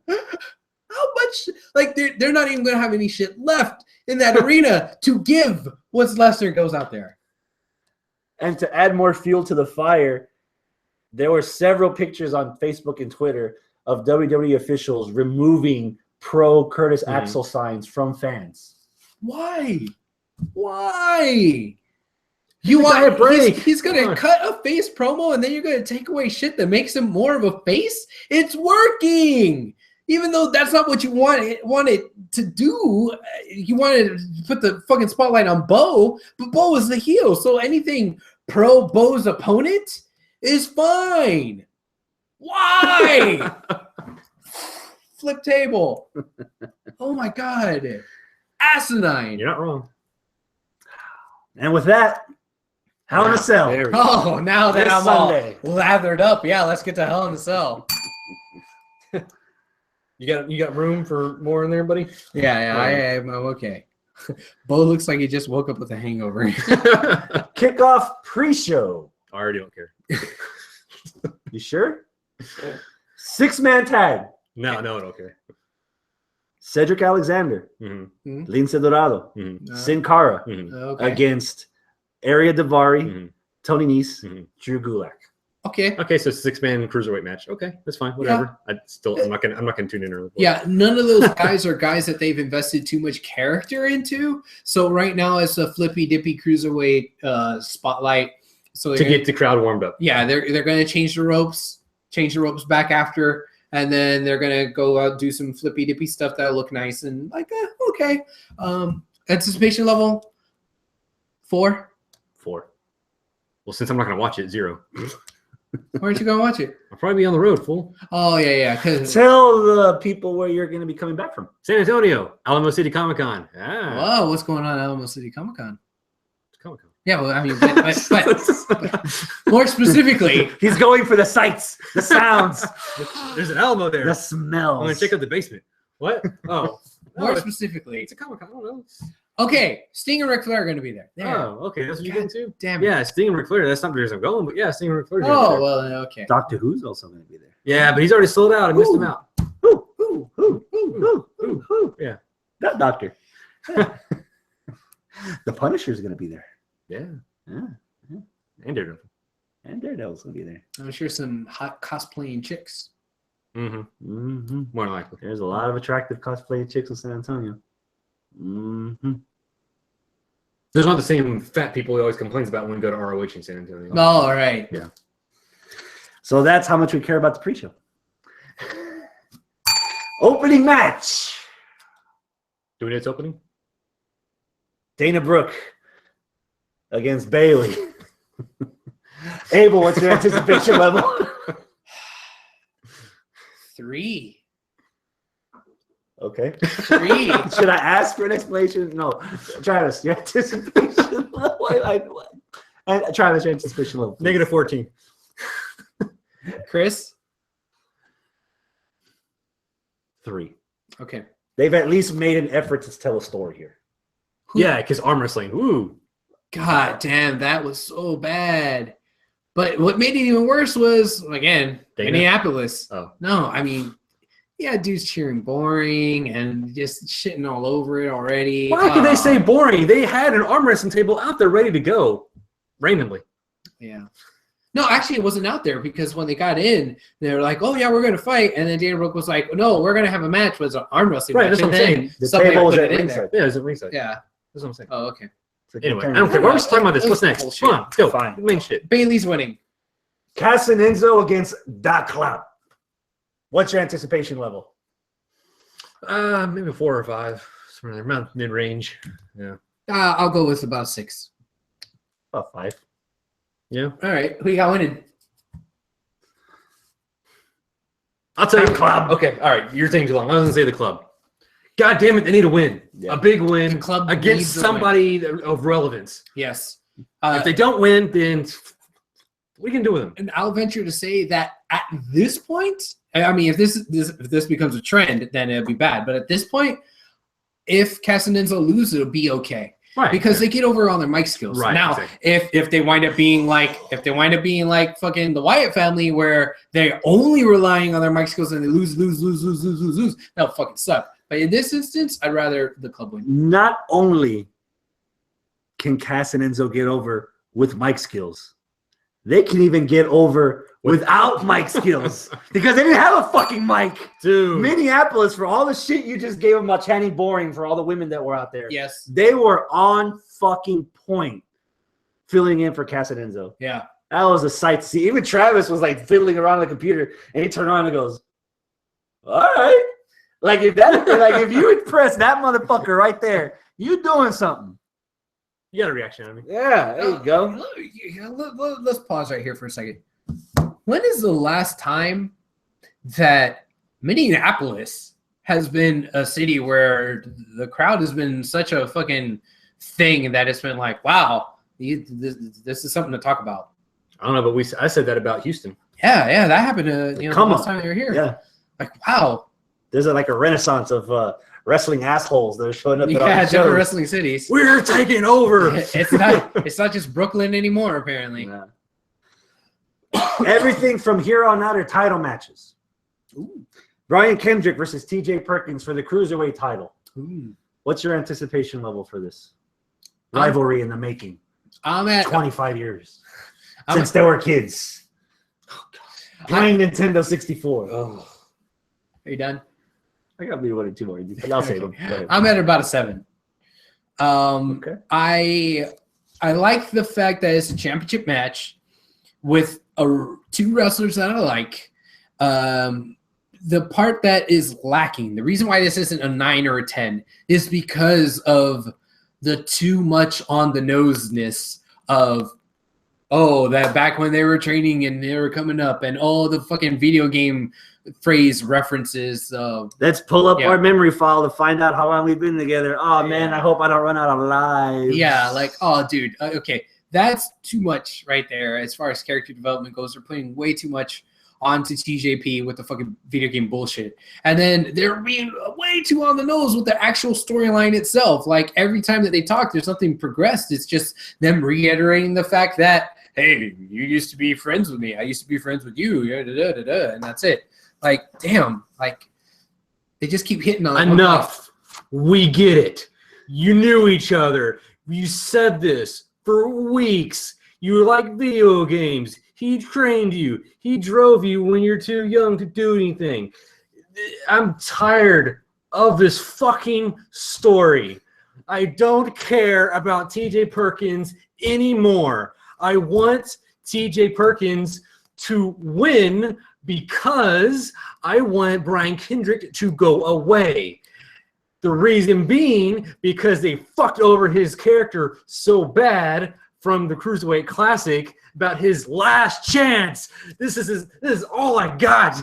You gotta lay down for me. You gotta win. I gotta win. I can't do this anymore. I'm 39 years old. I'm dying. This is my last leg. No one this old wrestles anymore. Fuck. Wait 2 months. Have him debut on SmackDown where Daniel Bryan can put his ass over the correct way with Morrow on commentary. Bitch. Certified rant by Travis Belden, your friend, Houston Wrestling Radio Show. And pop culture. Yeah. Pop that. Who do you have winning? I just said. Okay. In the middle of a rant. Okay. All right. You had to dig a little deep for that. Yeah, You can't just all scratch right. the surface and be like, huh? No. You said who you want to win. Is that who you think's going to win? Okay. Chris, can you follow that? Anticipation level. 5. I never thought that a wrestler on his own could devalue my anticipation level for watching him on television and what they're making what they're making TJ Perkins do. Because I doubt that he's been in the business long enough. I bet he knows what not to say and what to say. But he's a cruiserweight champion. They're making an effort to highlight him. He's opening up his ass and making sure that the right hand's up there and telling him what he has to tell. Oh, so we'd all be doing the same thing. Oh, yeah. For like pennies on the dollar. He's handing the silver platter and for everything right now. Literally, silver platter. It's the belt. Yeah. Silver. Right. So I don't blame him. Yeah. But if this goes on Survivor Series, Royal Rumble, by Money in the Bank, I'm gonna wish this guy was gone. Ooh. Perkins. If this is what we're getting, like, no, I'm sorry. Okay. So my anticipation level's at about a 5. I want Perkins to win it. That's it. He hit the nail on the head. We've mentioned it before. It's like Brian Kendrick on SmackDown. Fuck it. Do it. Who you got winning this? TJP. Okay. Well, wait. Who did you say was winning? TJ. You know what? I'm going to switch that. The hell you say? Just so that it adds a little bit of paprika on it and it pisses everybody off and it continues whatever angle that they have, not between them, but for Brian. Brian will win this somehow, and then he'll be the one with the title, and then they're going to have people chasing TJP, whoever, this and that, and then it's going to piss people off and it's going to put a bunch of fucking heat on him. I don't want that to happen, but I think that's what they're going to do. You know what I wouldn't mind seeing? Say Kendrick wins the belt on Sunday and TJP's like, I want my rematch. And Brian can easily come out and say, you know what? Within the last week, I'm not the only person to have beaten you. You want number 1 contender, you gotta beat Rich Swann. Okay. Yeah. No, Rich Swann beat Kendrick. Yeah, Kendrick. Yeah, he did. Yeah, but Rich Swann has just enough incentive as TJ to be number 1 contender, so he would find a way to have them at each other. And you can say Rich Swann is the only other guy that's over, but that's only because of his music. Mm-hmm. They haven't spent any time. They have like little behind, like as they're coming out, they'll maybe talk about the little 80s superstar video. But that's it. There's no like, who are these people? TJP and Kendrick are the only two that they put any character build. We just said that about that 6-man tag. Yeah, who gives a fuck? That's the only who gives a fuck about him? Yeah. Now, unless they like throw Neville back in there, in the cruiserweight division, which I think he's still injured, isn't he? Mm-hmm. No, he came back. He recently came back. Is he back? I thought he hurt himself again. Did he? Fuck, I don't know. Who cares? It's Neville. All right, what else? Speaking of who cares, Cesaro and Sheamus against the New Day for the tag. Fuck. Wait, no, more specifically for the WWE World Tag Team Championship. Travis, what's your anticipation level? After Raw, 4. Ooh, defend yourself, sir. Again. First of all, issue number 1, they actually had a non-title match on Raw. Thank you. 6 days before the freaking tag team match, right? All right. To build momentum.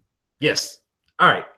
So I was thinking, all right, here's what I think should happen, and maybe I'm wrong, but here's what I was thinking was going to happen.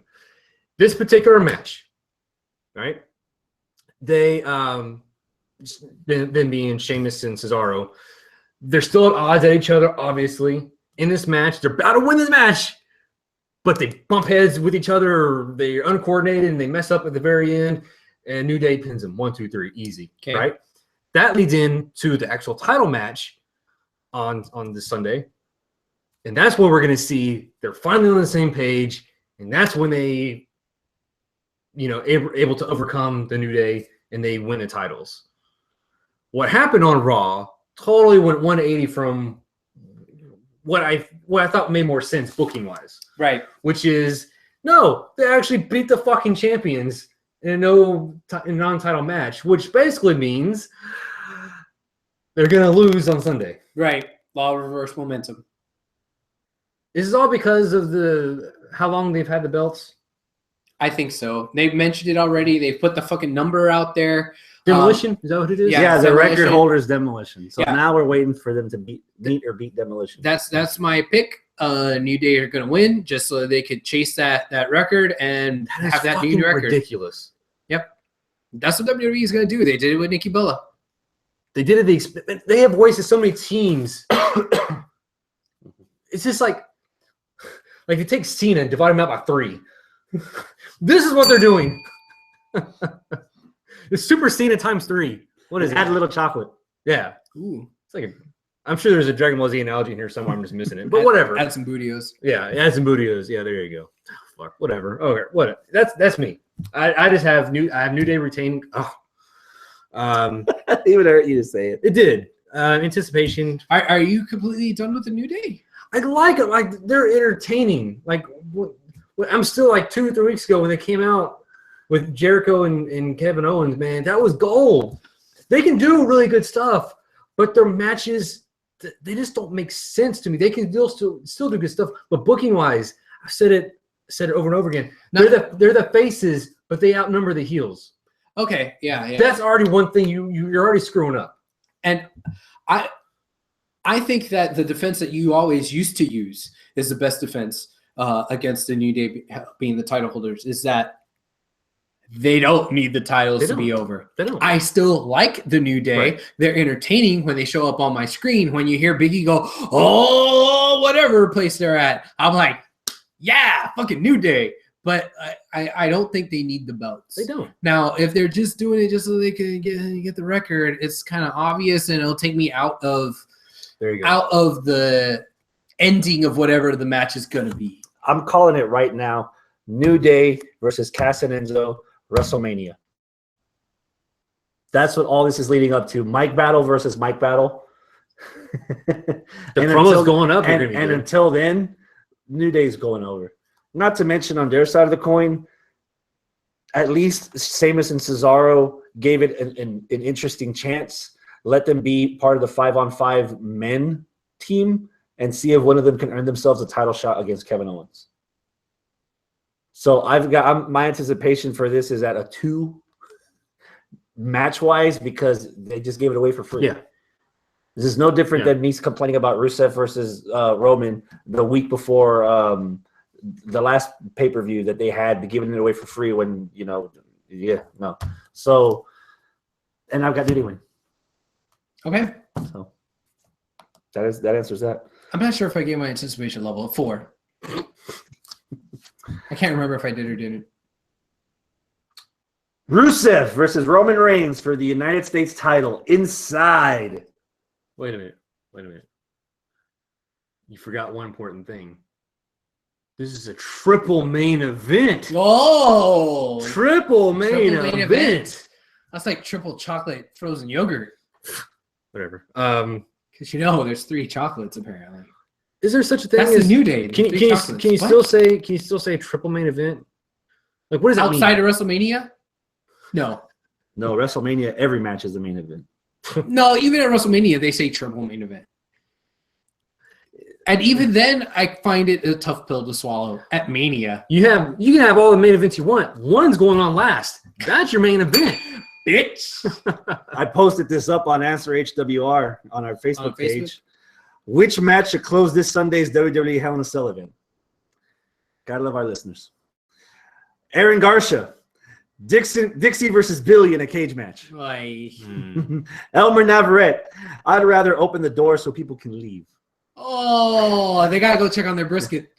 Daryl Hughes actually knows how to play the game. Yay. Universal title match. There needs to be more emphasis on this title than there has been on Raw. There you go. Thank you, Darrell. However, who's on the cover of the poster? Sasha Charlotte. Ah, yes. Would you end the show with history or would you end the show with Tradition. I think it's the same thing, but whatever. Since we're getting tradition at Survivor Series with all the Survivor Series style matches, fuck it, history. I think we went over this last week where I was against it. We kind of touched on it, and you two convinced me otherwise. I think it's more or less you. You kind of. I was in the same way as you. It's like the Universal title. Universal title should go on last.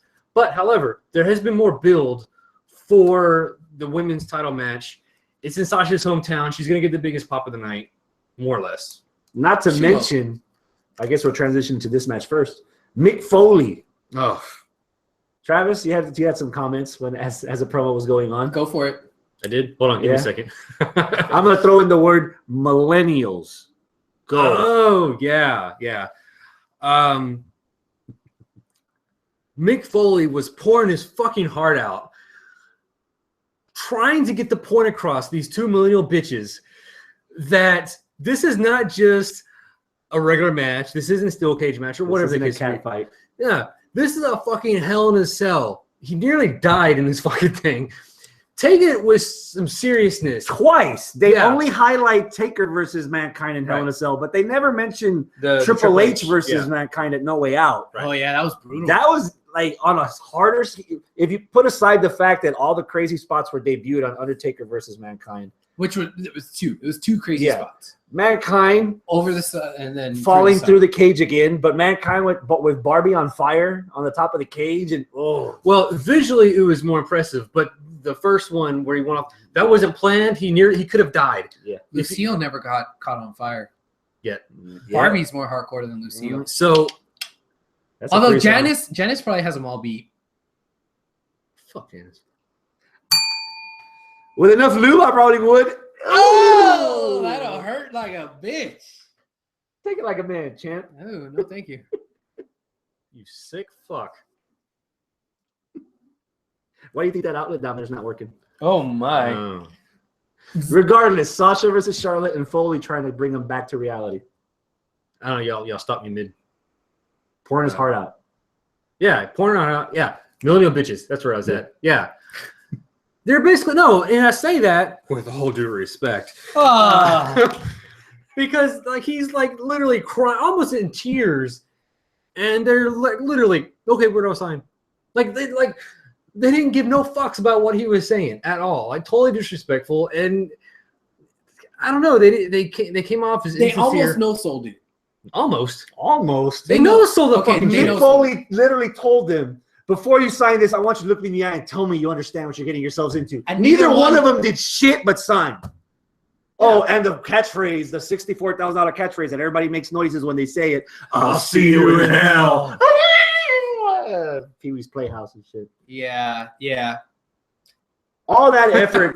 It's funny. Mick Foley can cause a car crash on the microphone, but when he does good, nobody sells it for him. Nobody. They're probably too intimidated. Those two girls are probably intimidated. Like after that shit he was saying, that was intense, dude. Like I said, that just think ago, he was near tears, dude. He even won me over when he was getting personal about meeting Charlotte as a kid and giving his autographed picture of Eddie Guerrero to Sasha because he knew that, like, he literally was feeling for these girls. Like, I know this is business, and I know y'all don't like each other, but I don't want none of y'all to lose your careers over this. And it did that to me. That's fine. Where do I sign? Where do I sign? And they fucking burnt. They should have, one of them. Where do I sign? One of them should have at least replied to Foley. Sasha should have just hugged him. Yeah. And then signed the contract. At least for someone to give that guy some goddamn compassion. Even that would have been a reply. They should have replied to Mick.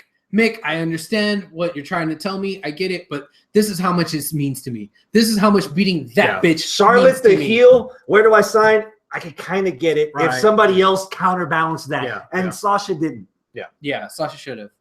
Now, go ahead. No. I was Okay. gonna say one thing about this is kind of sidetracking off this for a second, but it has to do with Mick Foley.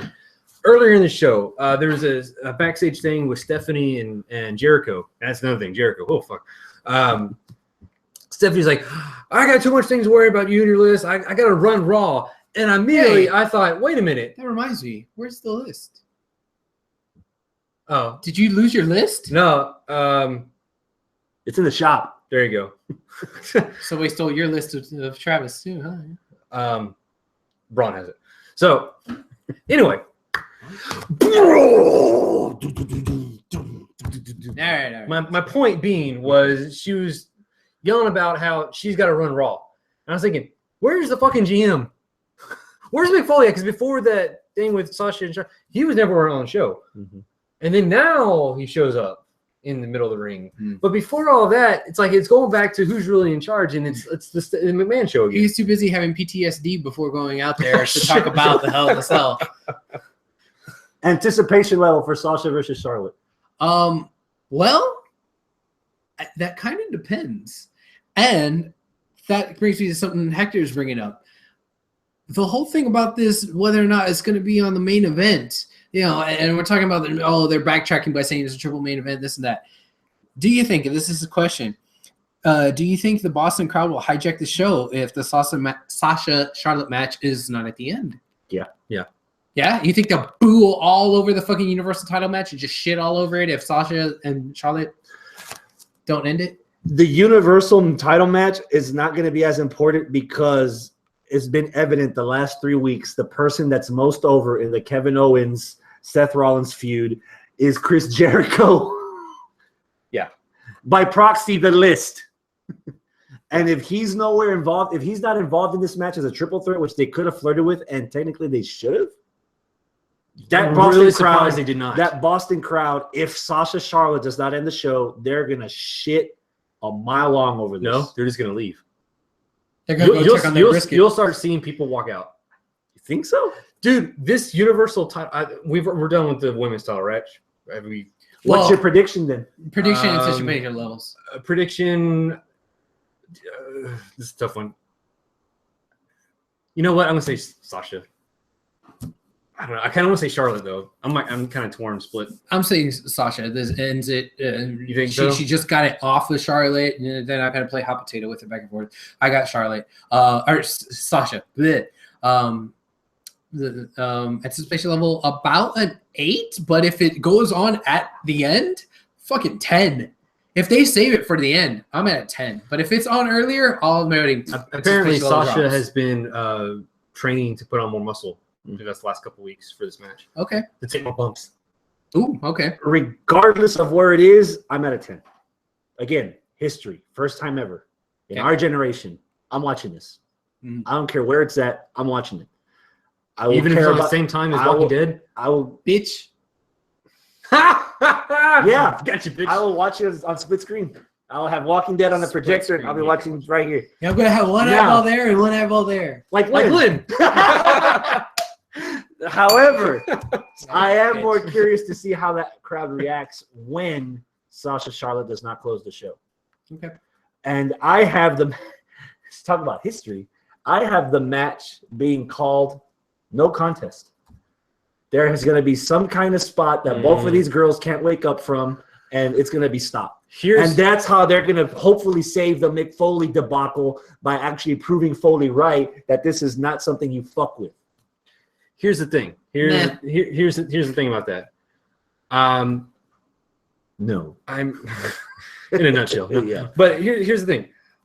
Like I'm kind of worried, nervous that they're gonna try to steal the show To out hardcore. and it could backfire. I think. I don't know.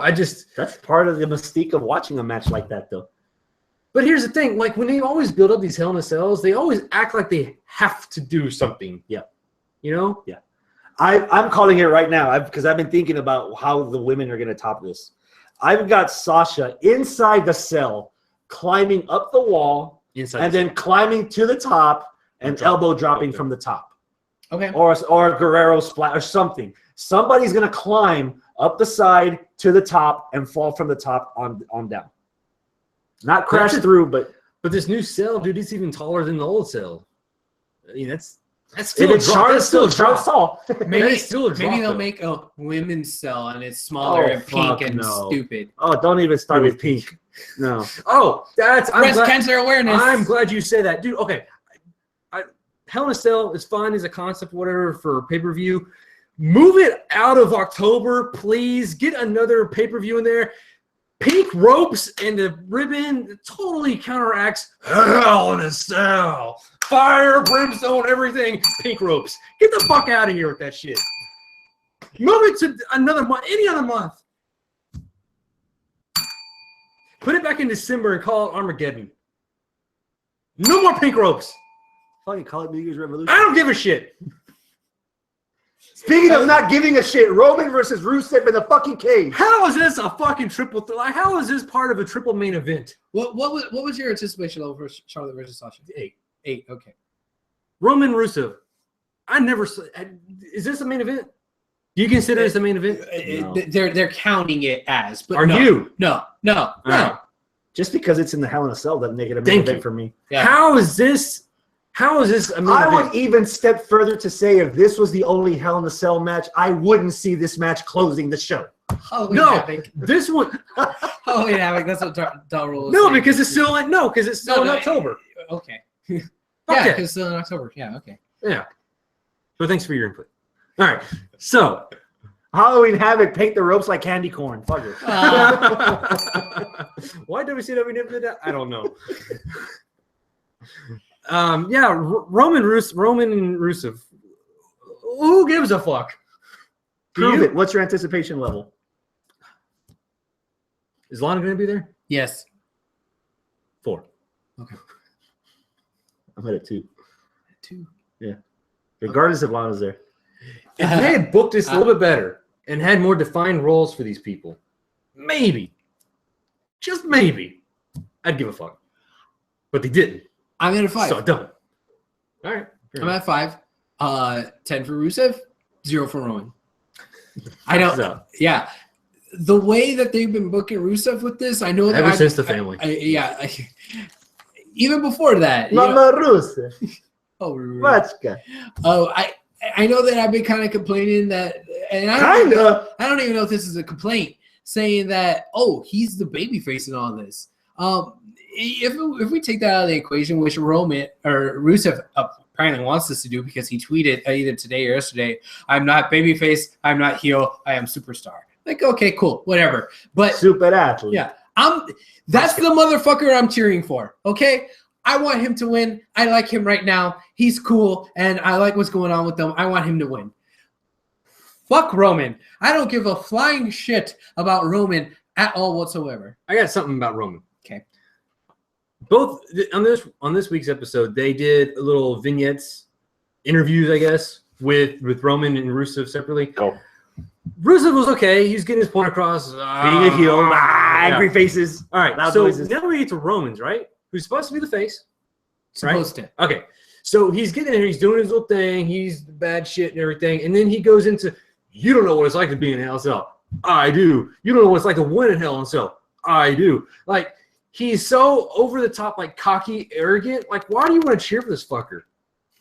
Like, he was so cocky in that fucking thing saying that I've won Hell in a Cell, bitch. Pretty much is what he wanted to say. What remind me? He just said it. No. But which match was it? Roman versus Bray Wyatt last year. Yeah. There you go. Roman versus Bray. And they showed him in the clip of that with his hands raised in a cell match. But the way he came across was so arrogant and so heelish. Like, why? How is this guy a face? I don't understand it. No one likes him. No one cheers for this fucker. And he even comes across as a heel. Mm-hmm. What the fuck? And everybody's cheering Rusev. This is Goldberg and Lesnar, just on a different scale. No, Okay. this is Roman Cena on the same scale, and I'll tell you why. Because we're having the same complaint right now about Roman that we do about John Cena. What's that? What happens if they turn Roman heel? Are you gonna boo Roman or are you gonna cheer Roman? That's an interesting question. I don't know. If they treat him as a heel with the way he's acting kind of heelish, I'd say, you know what, he's doing a good job as a heel. Let's make him interesting now. Give him a storyline that'll make him interesting. Because right now, he's just a dick, but he's not doing anything interesting with his dickness. He is not a certified Deadpool where it's okay to cheer for the dick. Right. No, he doesn't. Okay, if he's a heel and he's still doing the same thing that he's doing right now, I think he'd be all right because right now he doesn't have anything that he doesn't have like a yes thing, or he doesn't have anything that gets him over like to where the like he doesn't have a theme song like my family is the Roman Empire. Like click click. Okay, all right, glorious. If you had a theme song, you know he's supposed to be a heel, but they're cheering because of his theme song. He doesn't have that. He doesn't have like a catchphrase to get him over so he doesn't have any of that. It's funny because he hasn't been using the catchphrase that he has as a face. I can, therefore I will, or Roman or one versus all, or all that crap they've been pushing WrestleMania months ago. Yeah. He's not even using that. Yeah. So he's nothing right now. Yeah. He's just Roman Reigns, U.S. champion. Who gives a fuck? Do you see a double turn between both? I thought we were gonna get that 2 or 3 weeks ago. A double turn? Yeah. Okay. Like an We talked about official that. turn? We Like talked- officially, Roman's heel and Rusev's face? Officially. Not in the eyes of the fans, because in the eyes No, of the I'm fans, talking that's about already officially. there. We talked about that. what would it take in a match for Roman to be officially a heel and Rusev to be a face? God damn, I don't Low know. blow? Low blow. Yeah. Maybe Roman will have to cheat to win. Roman hit Lana? No, God. that's not gonna happen. No, Oh, he's okay. gonna cheat to win. If Roman cheats to win, that's gonna be and after the match is over, he continues to beat down on Rusev. That's gonna be your switch. Mm-hmm. Lana begs Rusev Roman to stop, and Yes. that's when Roman. And then Lana- she shoves her, or he shoves her out the way. Lana like kind of goes on top of Rusev and like stop, and he like shoves her out of the way. Yeah, Yeah. Oh, yeah. that's gonna be your solidified double turn, There you go. Okay. or just turn because I think people are already cheering for Rusev. Yeah. Actually, Yeah. Therefore, who do you have winning? God damn, I hope it's Rusev. I hope it's Rusev. Rusev. That's double for me. I kind of Okay. like what I just said about Roman winning, but he cheats to win, Okay, go for it. Okay. and that puts the other things in motion. All right, Roman, Rusev. Pot out. The main event. Oh, Jesus. Main event. Seth Which Rollins one? versus Ooh. Kevin Owens inside the Hell in a Cell for the Universal Championship. Somebody else had to be reminded, when was the last time Seth Rollins won a Hell in a Cell match? It was you, right? I had to remind you. That was Seth Rollins versus Dean Ambrose at Hell in a Cell in Dallas. That was where Bray interfered with that little 3D dealie in the smoke coming out of That's the right. ring. I did ask you that. That's how Seth Rollins beat Dean Ambrose in the cell. That's when they both fell off the side into matching tables, announced I tables. still don't remember that, but okay. Yeah. If I wasn't there, I wouldn't have remembered either. Anticipation level. Dude. Seriously, fuck. 4. Whoa. I don't. You said it earlier, dude. You said it earlier. What's been the most over thing in this whole build-up? The list of Jericho. Not Jericho. The list of Jericho. No, Jericho's owning this shit. Oh, okay. Ink it in, man. Where is Jericho? Not in this match. Outside in the the- fucking cell, apparently. Yeah. But he'll find a way to get in there, I bet. He'll probably be hidden under the ring. Maybe. But still, dude, that's not the same as. Yeah. He's been owning these segments with Kevin Owens, and on top of that, are they really pushing the Universal Championship belt the way they should be? Does it feel like it's the most important thing on Raw? No. The US belt feels more important. The women's belt feels more important. Now, is that because of the booking, or is it because Universal title is still new? A little bit of both. They don't know. A little bit of Okay. both, because even though it's new, they haven't done anything to make it like, Established. wow. Yeah. Now, I think maybe some of that just might be the fault of Seth taking out Finn, Mhm. because if Finn would have won it and kept it, and they would have pushed him to the fucking moon, then yeah, that Universal title really would have been Dude, something. Finn versus Owens in a Hell in a Cell would have been an 11 for me, anticipation level. Yeah. Knowing what Finn can do. Now, wait a minute. So, So you're a 4. but it's interesting that you say that. But what about Seth Rollins? Are you over him already? Because you just said if it was Owens versus Balor, you'd be at 11. Where are you at now? You know why? Because I think if with Finn Balor, versus Kevin Owens, I doubt we would have gotten Owens Jericho paired up. Because remember, we were just raving about how good Owens was as a heel. I think before SummerSlam, Owens was even making fun of Jericho's scarf. Mm-hmm. And it was after the injury where they started pushing Kevin Owens as a viable contender that they started pushing the buddy thing with Owens and Jericho. There's no guarantee that if Finn was here, we'd have Owens Jericho, the rom-com supplementary for this. So that's why he has toned down his heelnish because Jericho's doing all the work for him. Yeah, I think to kill two birds with one stone, to make the Universal title relevant and for it to have a good storyline behind it. I think I might have mentioned this once before. This would have been a perfect time to establish a new title with a six-pack challenge Hell in a Cell.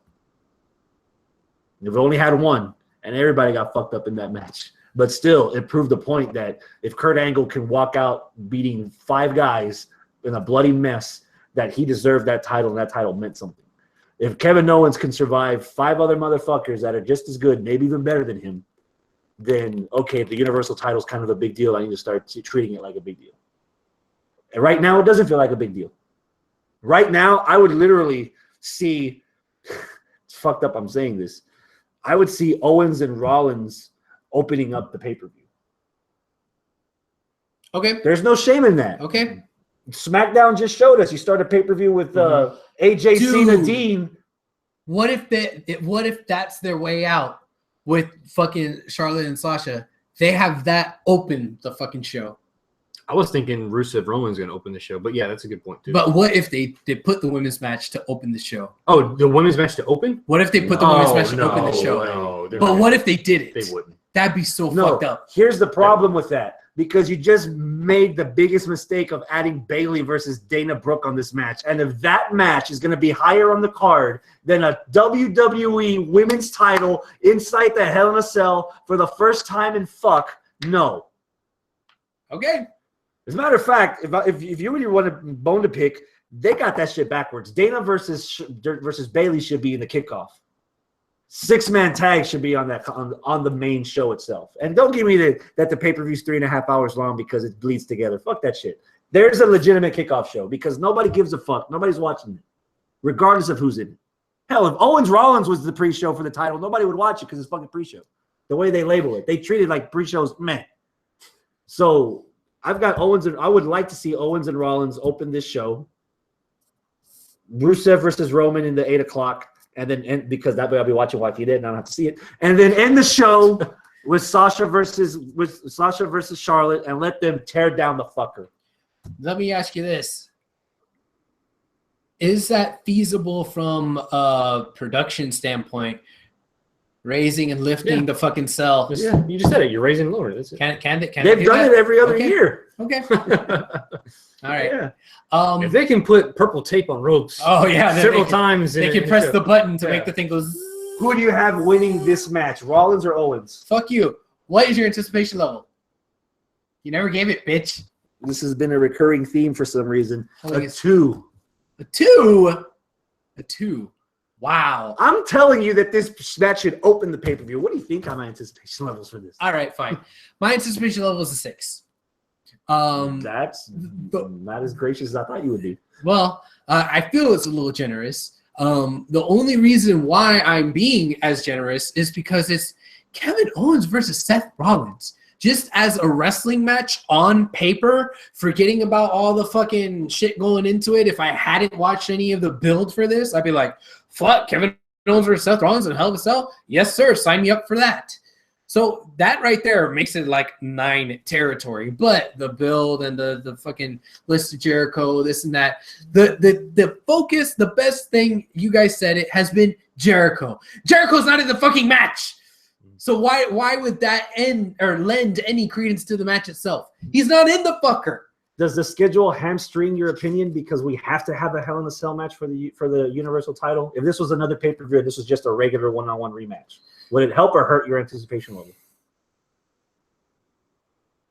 I think if in the instance of forgetting about all the build and just looking on paper, if you have on paper, hey, what sounds better? Owens versus Rollins one-on-one or Owens versus Rollins Hell in a Cell, just on paper, that's it by itself. Oh, wow, the Hell in a Cell. Yeah, I'll pick that one. But coming back around to this particular pay-per-view, you add all the fucking shenanigans and bullshit and the irreverence that they've been showing this feud and the irreverence that they've been showing the Universal title and how it's all about the buddy cop show between these two. And even then they're like teasing, are they going to break up? Like, no, it's a big fucking mess. What it should have been focused on, which I am angry that we are kind of forgetting about this. What the fuck happened with Triple H? Why did Triple H pick fucking Kevin Owens? Yeah, Why did he screw? Why the fuck did he screw over Seth Rollins? Why is this not the focal point of this fucking feud? The last 2 or 3 weeks should have been all about 100% about fuck Jericho. Forget Jericho. This feud should be solely about Triple H picking Owens over Seth and them fighting because of that. If you're gonna have a fucking third party in it, it's not fucking Jericho. I love Jericho. He's been good. Whatever. I like the guy. He's whatever. been marvelous. Fuck Jericho. Chinchilla scarf.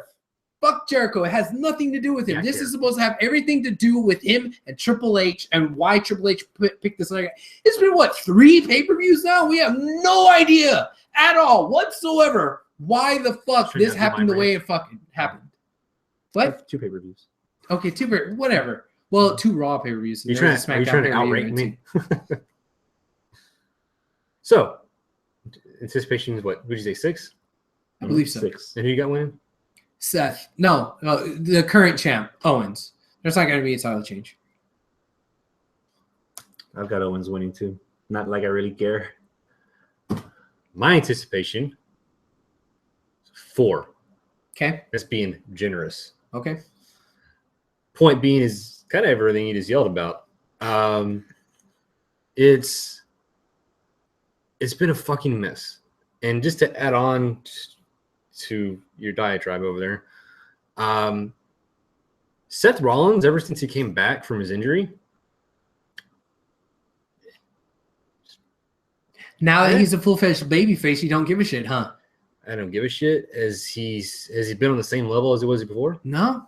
Yeah. He was a better heel. He was a better person at being a dick. Yeah. That now it's like you're trying to garner sympathy. You're garnering sympathy for, this scrawny little pipsqueak that's just whining and bitching about nothing. Whatever. But now he's a face and he's still whining and bitching. Yeah. But in this case, rightfully so, because where's Triple H? Mm-hmm. So that's why I give it a kind of a low. As far as who's winning, give it back to Seth. I don't know. Okay. Like you said, I don't care. I got a question for you. Worst title run? Dean Ambrose or right now with Kevin Owens? Ooh. I want to say Dean.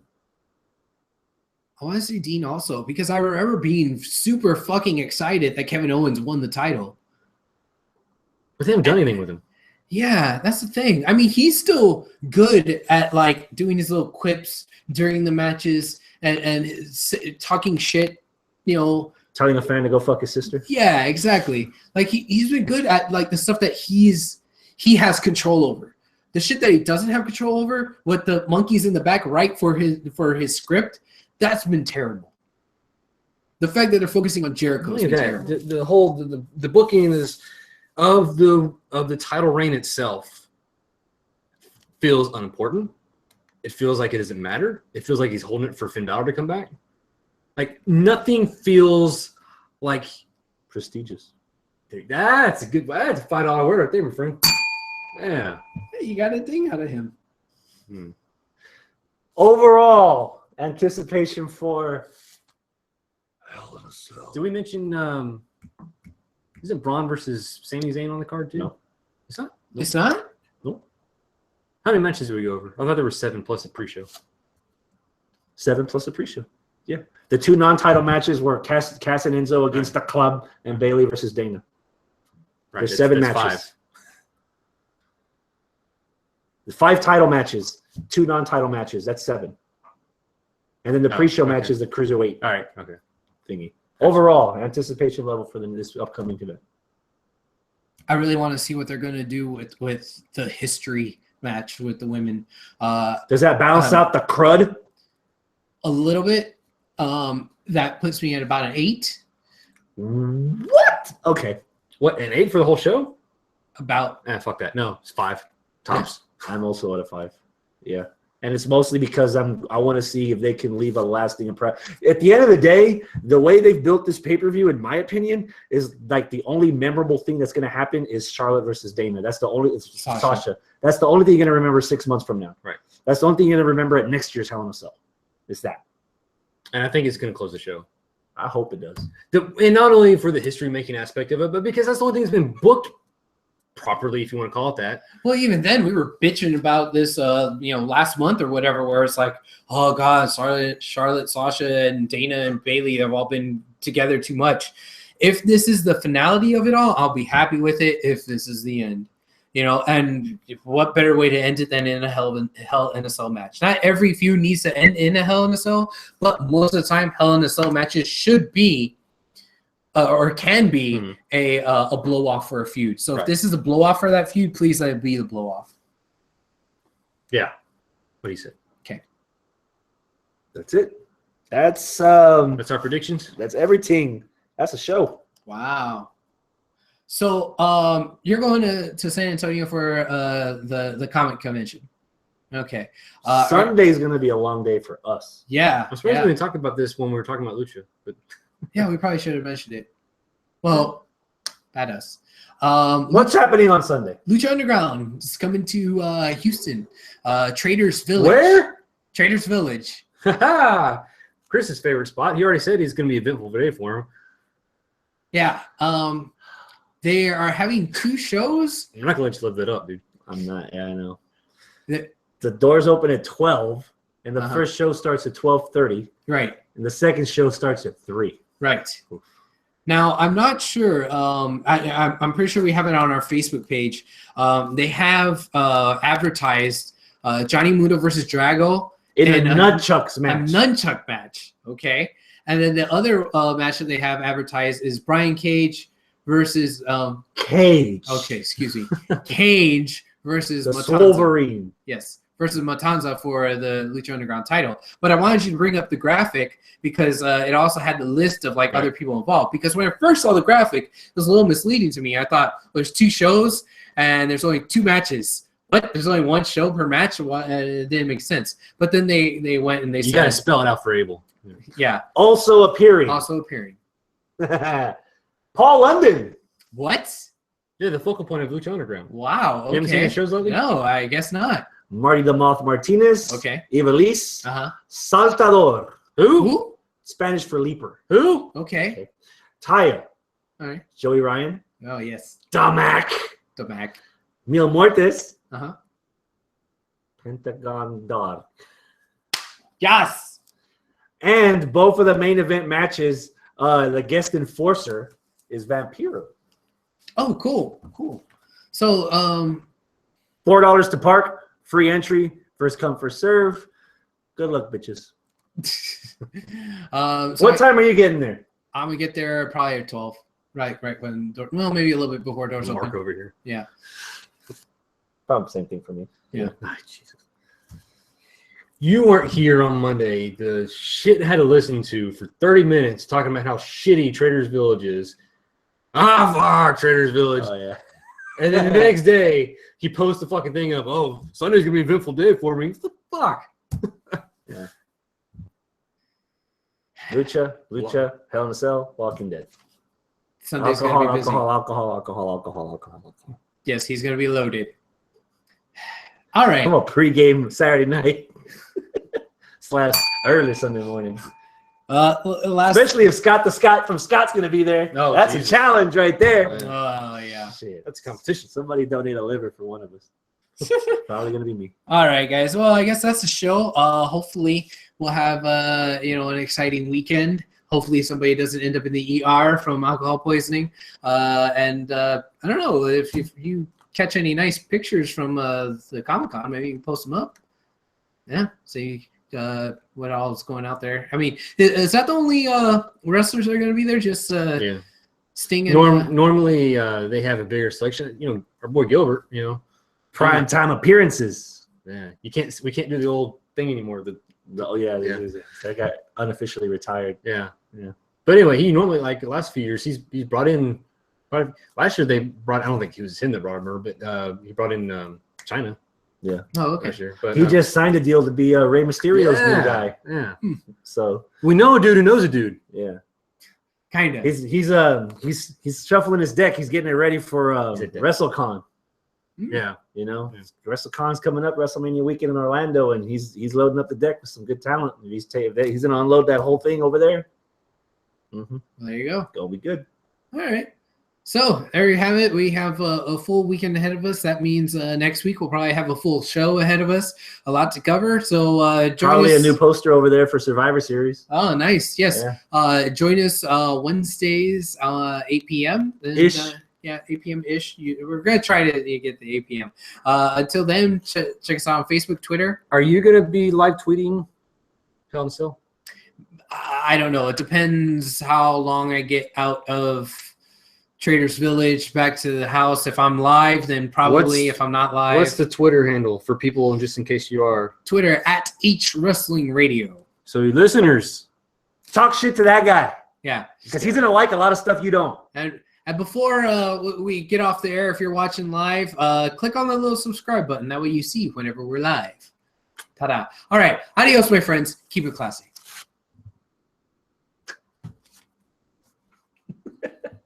Done. All right. He's done.